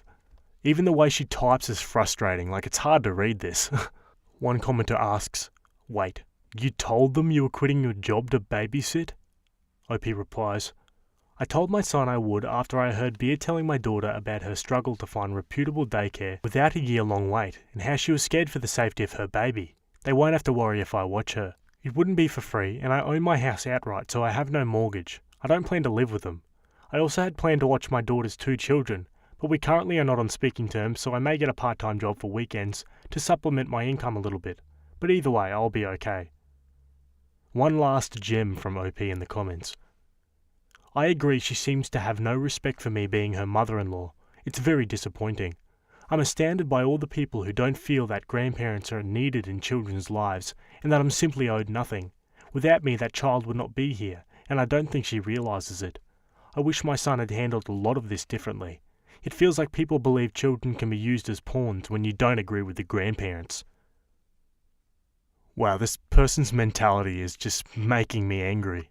What about you guys? What do you think? Do you agree with OP? Personally, ain't no way. Anyway, let's jump to the update. I'm seeking advice on getting grandparent rights in Indiana. My son has 2 daughters with 2 different women. The oldest is 10, and he and her mother were never married. No custody agreement, they just have an informal agreement.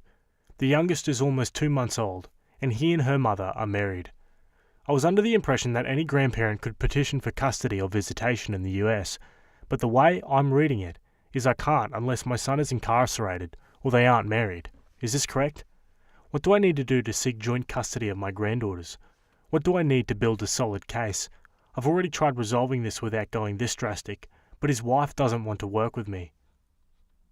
Okay, commenters point out that she does not qualify for grandparents' rights in this scenario. She saw them at Christmas and they have been able parents. Opie says, "I was under the impression that grandparents' rights were for when a parent is keeping a child from having a relationship with the grandparents. Visitation would be more than once every 3 months, or once a month, wouldn't it? I don't feel like there's much of a relationship left with any of them to torpedo. So if I sacrifice a relationship with them to have a relationship with my granddaughters, that would be fine." Some more people draw attention to her previous post, and that she's angry her son moved out. OP says, "I can't travel to them currently. If I could, I would be over there as often as I could be. I have apologised even though I don't think I was wrong. If she felt slighted by anything I said, I apologised for it. Really though, I don't think it should matter. You don't use kids as pawns. I can't have a relationship with my granddaughters without her, or I should be able to. That's what I thought grandparents' rights were for. To make sure parents couldn't stop an essential relationship with grandparents without a damn good reason, like abuse or drug use, etc. Also, he didn't need my permission to move. I just didn't appreciate that he gave me no indication he was leaving. I've apologised for everything she felt I did wrong, against my better judgment. I don't feel like I should have to continue to beg. My son says she's not preventing me from seeing them, and appreciates my apologies, but I still haven't seen my grandchildren." And now for another update. Well, I apologise to my daughter-in-law for all the things my son listed. Since I've received feedback about it being my son's job to handle his family, I told him my apologies to pass along, and then I waited. However, I got no response from Bea. No thank you, no trying to bury the hatchet, nothing. So last Friday, I made an appointment with an attorney to discuss grandparents' rights and had that appointment on Tuesday. The lawyer told me I had a good chance with my older granddaughter, but would likely get nowhere with the baby. I filled out some paperwork to get the process started, but Tuesday night I was questioning if I was doing the right thing. I called one of my friends to discuss, and was seriously considering not moving forward with it after talking to her.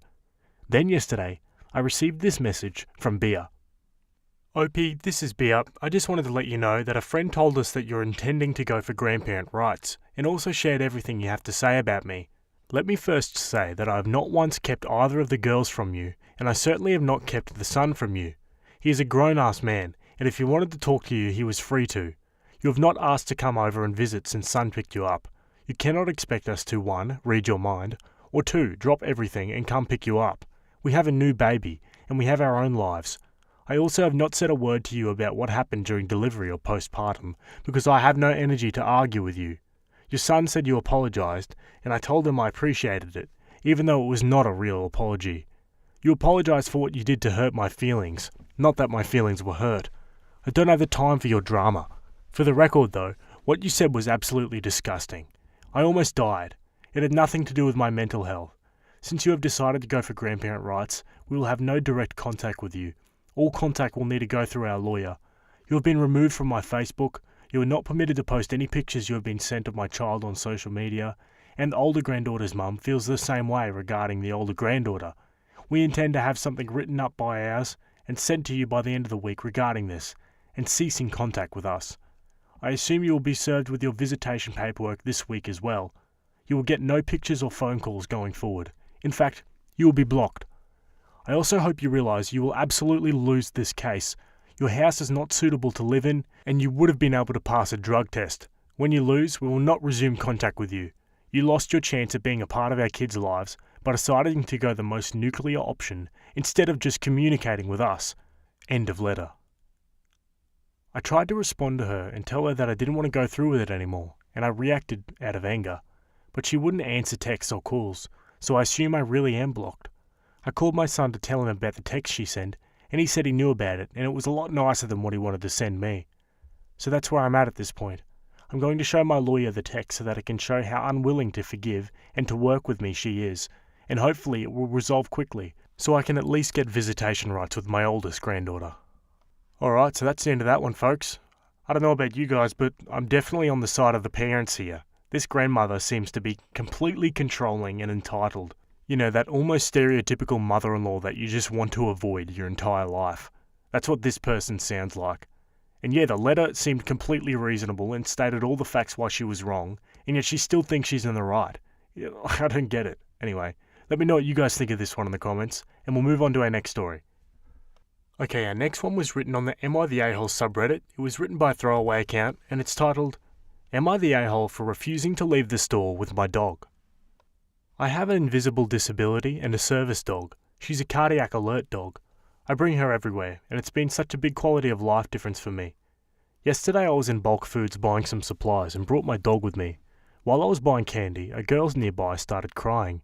The mother walked over and started demanding that I leave the store immediately. I tried telling her that my dog was working and was not a pet. She wasn't having it and didn't believe me because I was too young to have a medical condition. She said that regardless of whether or not my dog was an authentic working dog, her child had autism and was terrified, so I had to leave immediately and wait until they were done shopping until I could come back inside. I refused and continued shopping. I simply went to another area of the store to get the rest of the stuff on my shopping list. The woman had to bring her child and leave the store because she was too scared. The entire time she kept saying I should be ashamed of myself for scaring a child and refusing to leave. Edit. Yes, my dog was wearing a harness with patches on it to clearly identify it as a service dog and to not distract while she's working. What the hell? Definitely not the a-hole. Like, you're in a public place and the dog's a service dog, you have every right to be there, and so does the dog. If the mum has a problem with it, then move the child. It's not up to you to move. Let's see what the comments think. Not the a-hole. And let me be abundantly clear, as an autistic and multiply disabled adult, the only person who should have been ashamed in this situation was that mother, who, like so bloody many autism mums, was so busy being self-involved that she wasn't actually thinking about what was best for her daughter. The moment her daughter got upset at seeing your dog, the solution was not to insist that you leave, but for them to leave. Not only because of the dog, but because at that point her daughter was overstimulated from fear, and needed to be away from that entire situation. Staying in a noisy, busy store was the worst possible thing for that child. Even if you and your dog had left, it wouldn't have helped significantly. So to reassure you, you did absolutely nothing wrong. Not only were you in the right from an ethical, moral and legal perspective, you weren't harming her autistic daughter. If her daughter was melting down, then that mother was the one who was being incredibly self-serving, trying to force the environment to adapt to her, instead of taking her child out of the problematic environment. You did nothing wrong. You were not the a-hole. Yeah, hard to disagree with that one there. What do you guys think? Let me know in the comments. Let's jump to the update. So, I saw the Karen with her child, again, but this time in Walmart while I was grocery shopping. I made the mistake of ignoring my dog when she was alerting to my heart rate. I genuinely thought she wanted the sandwich I was eating. Boy, was I ever wrong. I ended up really dizzy and out of breath, and had to sit down in the corner of the store while she was doing deep pressure therapy. I must have been on the floor for about 10 minutes. During that time, a staff member at Walmart came over to check on me and ask if I was alright. They gave me a free bottle of water as well, and I'm very appreciative of that. Anyways, while I was down, the same child saw me again from a distance and had another meltdown. The child's mum already explained to me last time that her daughter had autism. She was screaming and crying about my dog being there because she was terrified. I can understand why she may be scared because my dog is by no means small. She's a 115-pound female cane corso. Aside from alert and response, she's also trained for mobility assistance.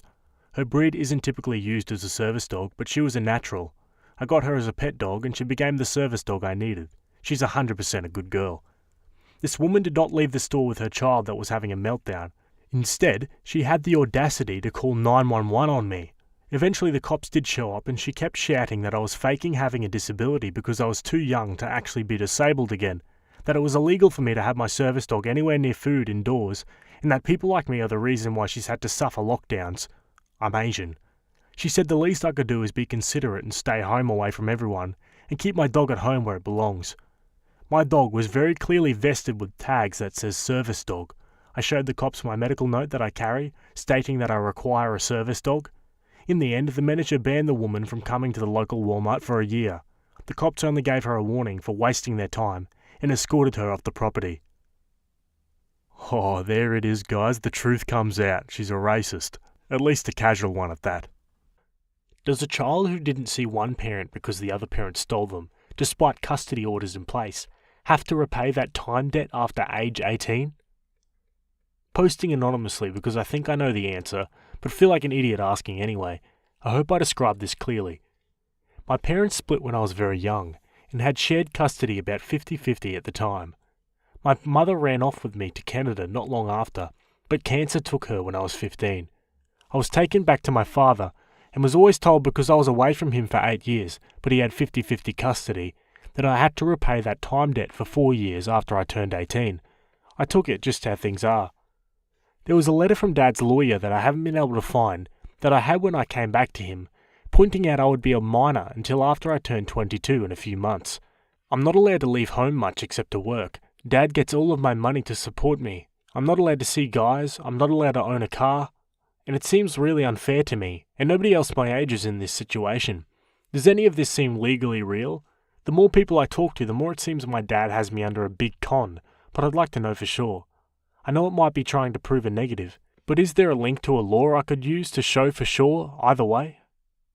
Let's check the comments. Your dad wrote that letter from a lawyer. It isn't real. If you want to have some fun and you happen across that letter, check out the letterhead. If it has a law office on it, call the office. Real lawyers do not take kindly to people impersonating them. I'm not surprised your mother ran. Your father is nuts. No, none of this is a thing. At 18, you are legally an adult and can move out, and I would strongly suggest you do so. Your dad is lying to you. Secure copies of all your vital documents and open your own bank account as soon as you can. You are legally an adult, and you do not have to live like this. In addition to what everyone else has said, remember that a custody agreement is between your mum and your dad. Your mum had an obligation to fulfill that agreement by sending you to visit your dad. You were never legally under any obligation to fulfill the custody agreement. You do not owe your parents anything. There are actually laws against the idea that children owe their parents anything for existing or being raised by them.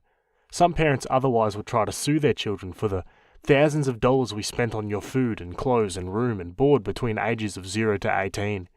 If your mum failed to fulfill the custody agreement, you were never under any obligation to rectify that. For example, the courts would not expect a 10-year-old to purchase their own plane ticket to visit dad when mum failed to do so. The custody agreement is not meant to bind you to your parents. It's meant to bind your parents to an agreement so that one of them doesn't prevent the other from seeing the kids. Yeah, this is what I was thinking. What the hell is a time debt? Just because your mother took you away doesn't mean you have to repay your dad for all that time that you weren't with him. That sounds so strange to me. Let's go to the update. I'm safe, and I'm out. I organised a place to stay with a co-worker. I have new bank accounts and all my paperwork. My dad has some regular sport meetings on Saturdays that go for hours, so I prepared everything the week before. found where my paperwork was, and walked out. I've been approved for a rental and I move there soon. I contacted 2 police stations near us beforehand, who both understood Dad's nature straight away when I told them he'd been telling me I couldn't move out because of a time debt, and they told me it wasn't a thing. I took copies of all his paperwork too, because while I was getting ready to move, I found most of what I knew about my parents separating was a lie. There was never a 50-50 custody agreement, and my mother never ran off with me in violation to that. My dad had been held for several domestic violence incidents when I was a child, and he was only to see me on special holidays and only under strict supervision. He's never been violent to me, but in the papers he had hidden was an evidence of a trust available to me when I'm 21. Some of the specific wording is, it can go to me as an individual or to my carer if that is required. I think my dad was trying to make himself up as my carer without me knowing. I did not find the letter I read when I was a kid from Dad's lawyer, but like you all said, that was probably fake. After I moved out, my dad did try to contact the police.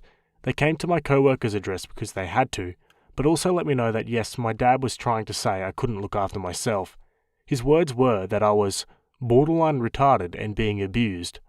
I've been back to Canada to visit my aunts and uncle, and found the aunt who was named to manage my trust died very soon after my mother.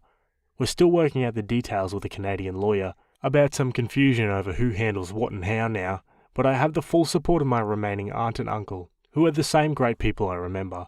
They were really worried about me when I went to live with Dad, and had tried to contact me so many times. Thanks for all your help. Your comments gave me the confidence to act. Yeah, so there you go, that's what I thought. It was all kind of made up in the end, although not surprised. And also not surprised that, the custody agreement wasn't exactly what she imagined it. Not surprising that he had those domestic abuse charges and all that stuff behind him. Either way, let me know what you guys think and we'll jump to our next story. Okay, this next one is from the Am I the A-hole subreddit. It was written by user FrostyKaleidoscope98 and it's titled, Am I the a-hole for choosing my sister-in-law over my brother? Me, female 17, brother 29, sister-in-law 29. My brother Jake, fake name, and sister-in-law Ashley, fake name, had been together since they were 15. They got married when they were 20 and have 3 kids together. Ashley and I have always been close. She's like the big sister I never had. My whole family love and adore her, and her and Jake always seem to have the perfect relationship. A couple of weeks ago, Jake went on a trip with some friends for the weekend because it was one of their birthdays. Ashley didn't go and stayed home with the kids. However, during the trip, Jake only checked in with Ashley once, which was when he arrived at the destination, and never again after that. It was unusual because he's always on his phone, and told Ashley and my family that he would check in. Ashley decided to call one of Jake's friends to see if something had happened, but when his friend answered, he told Ashley that there was no trip and he had no idea where my brother was. After that, we told Ashley to come and stay with us for the rest of the weekend, as she was a bit distraught. My brother eventually came home on the Monday and said that he had lost his phone, which was absolute BS and we all knew it. Before he returned, we asked Ashley what she wanted to do with what she knew. She told us not to bring it up with Jake and not to jump to conclusions and that she will handle it. After my brother arrived, he and Ashley headed back to their house. A few days later, my brother messaged my mum to see if he could stay at ours for a bit, but he didn't say why. Not too long after, Ashley messaged us and told us that she confronted him about the trip and how she knew it didn't exist. He kept denying it and said that she was just being crazy and that he just lost his phone. He eventually confessed that he was at a co-worker's house and that he had been hooking up with her for a few months. His excuse was that Ashley and him hardly had sex anymore, and so he needed to find someone to fulfill his needs. Ashley ended up kicking him out, and they decided to get a divorce. My brother ended up moving in with us until he finds a place of his own and until the divorce is finalised. I haven't spoken to him since he moved in and don't plan to. All I can do is look at him in disgust. I have so much hatred towards him after what he did to Ashley. My parents are disappointed in him, but still love him because he is their son. They told me to forgive him because he is my brother, but I just can't. I've started going to Ashley's every day after school to help with the kids and take some stress off her. My brother found out about this and is mad at me for going over there. He told me to cut her off since they're not together anymore and says she's no longer a part of our family, so there's no need for me to go to see or speak to her. I told him that she will always be a part of our family because she is the mother of your kids. Just because you effed up your relationship with her doesn't mean I have to. I will always love her, and I will not be cutting her off. I told him that I will choose her over you if it comes down to that. After that argument, he has not spoken to me or even looked at me. Every time he sees me, he walks the other way. My parents have told me to apologize and fix things with him, but I don't think that will ever happen. My other brothers have sided with him, and all think I'm a piece of crap for choosing Ashley over my brother. Deep down, I still love my brother and don't want to lose him, but what he did is unforgivable to me. Let's go straight to the comments. Your brother is a dick. The rest of your family are enabling his bad behaviour. Maybe when Ashley takes away the grandkids they might change their tune. You are being a decent human being. Also, not only is he telling OP to avoid Ashley for his own misdeeds, even if there was a viable reason to be mad at her, mutual breakup or whatever, his kids live there. He's telling his sister not to go hang out with his kids because Ashley is no longer family. That's not how it works when you have kids. He's lucky his sister is as mature as she is and is still cultivating a relationship with his kids. And he's lucky Ashley wants that. As someone said down thread, OP seems to be the most mature in her family, which is sad, but good for OP and good for Ashley. Also, so he just took a week off from his whole family to hang out at his side chicks? So he's now essentially cheating on his whole family. Every parent deserves a break, and it's wonderful when partners can provide that opportunity for each other, but it has to be based on the truth and trust and respect. When you lie to get away from your family, I think that adds another level of effed up to the already effed up lying to cheat. Not the a-hole. She's been in your life since you were what? 3 years old? I'd think she's just as much your sibling as he is at this point. Not the a-hole.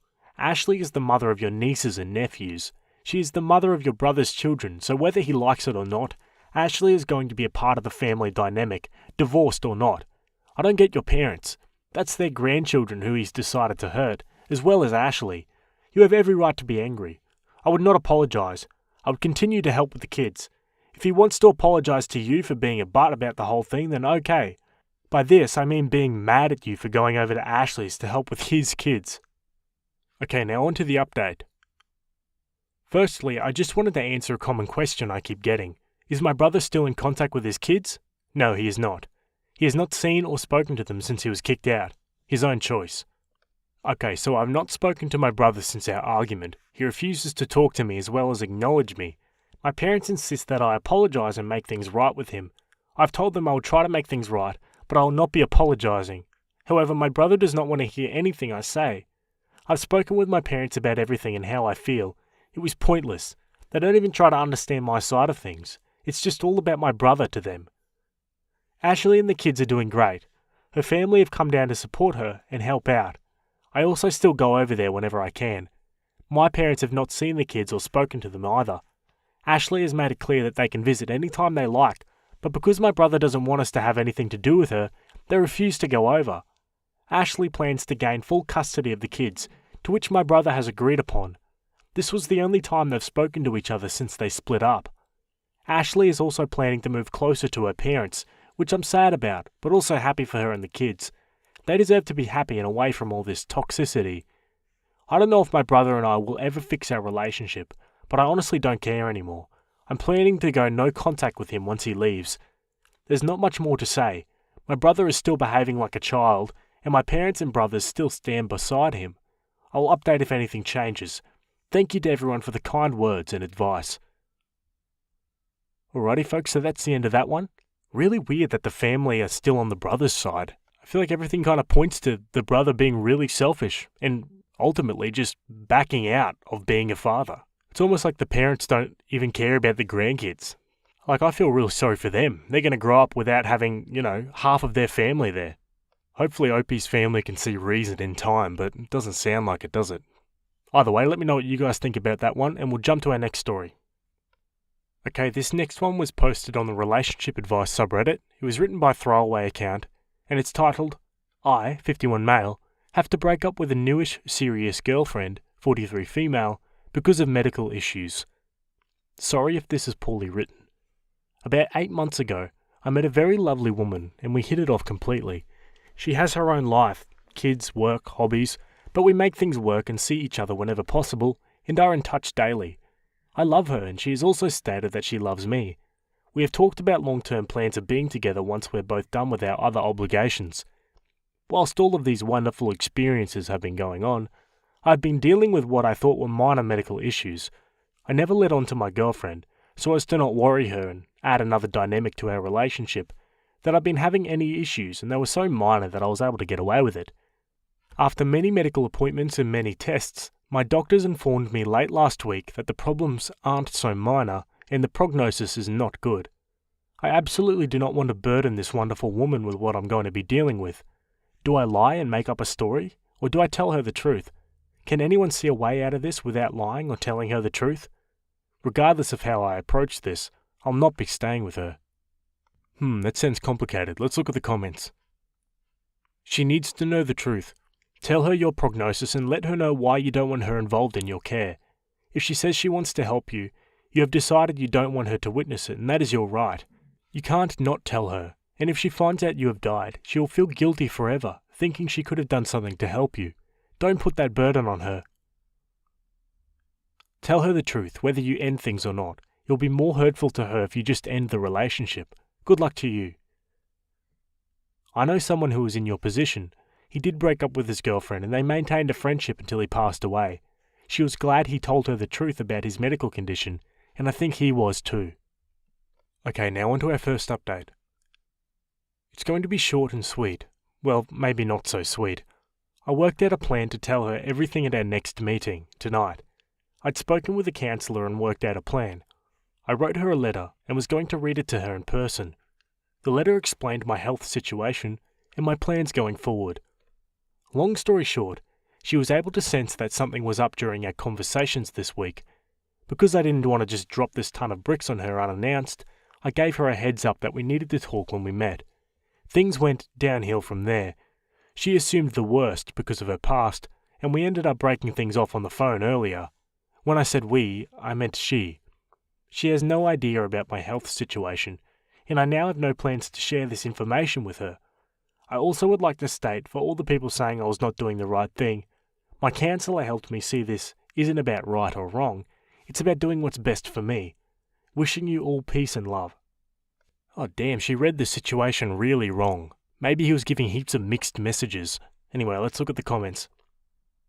Oof, she's going to feel extra awful when she learns you are gone. You might consider leaving your letter for her with a note that her assumptions made it easier for you to do what you needed to do, so she should not feel bad. I don't know. Her reaction was defensive and immature, but she'll be devastated and need some closure. Not your responsibility. But since the main letter is already written, it would be a kind thing to do. Either way, I hope you're able to check as much off your bucket list as possible, and that your current plans work out as intended. All the best. This whole post is screaming self-sabotage. Bro, you do you, but remember your life and death isn't always about you. You affect those you love.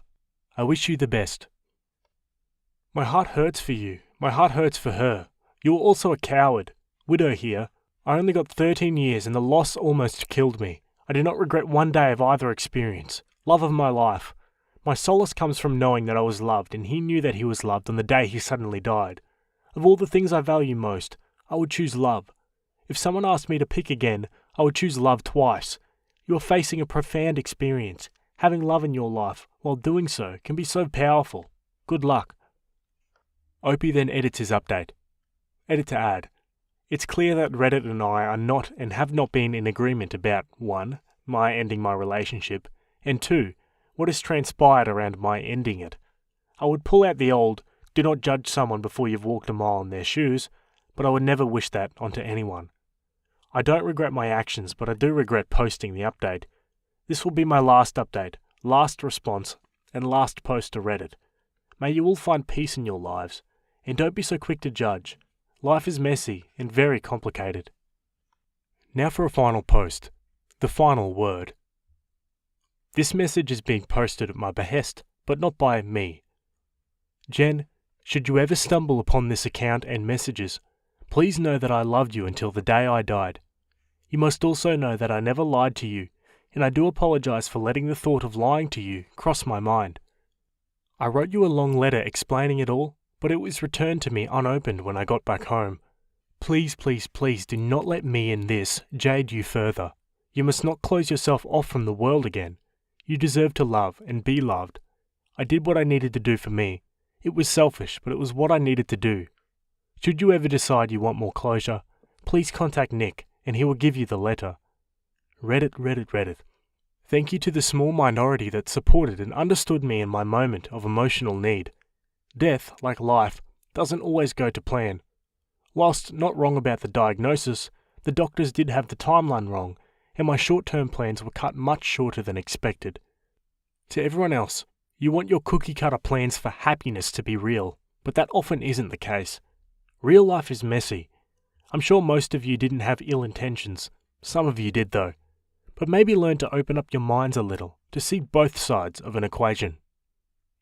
Oh man, so that's the end of that one, guys. Let me know what you think in the comments. Pretty sad story, but I love the message that Opie gives in the end.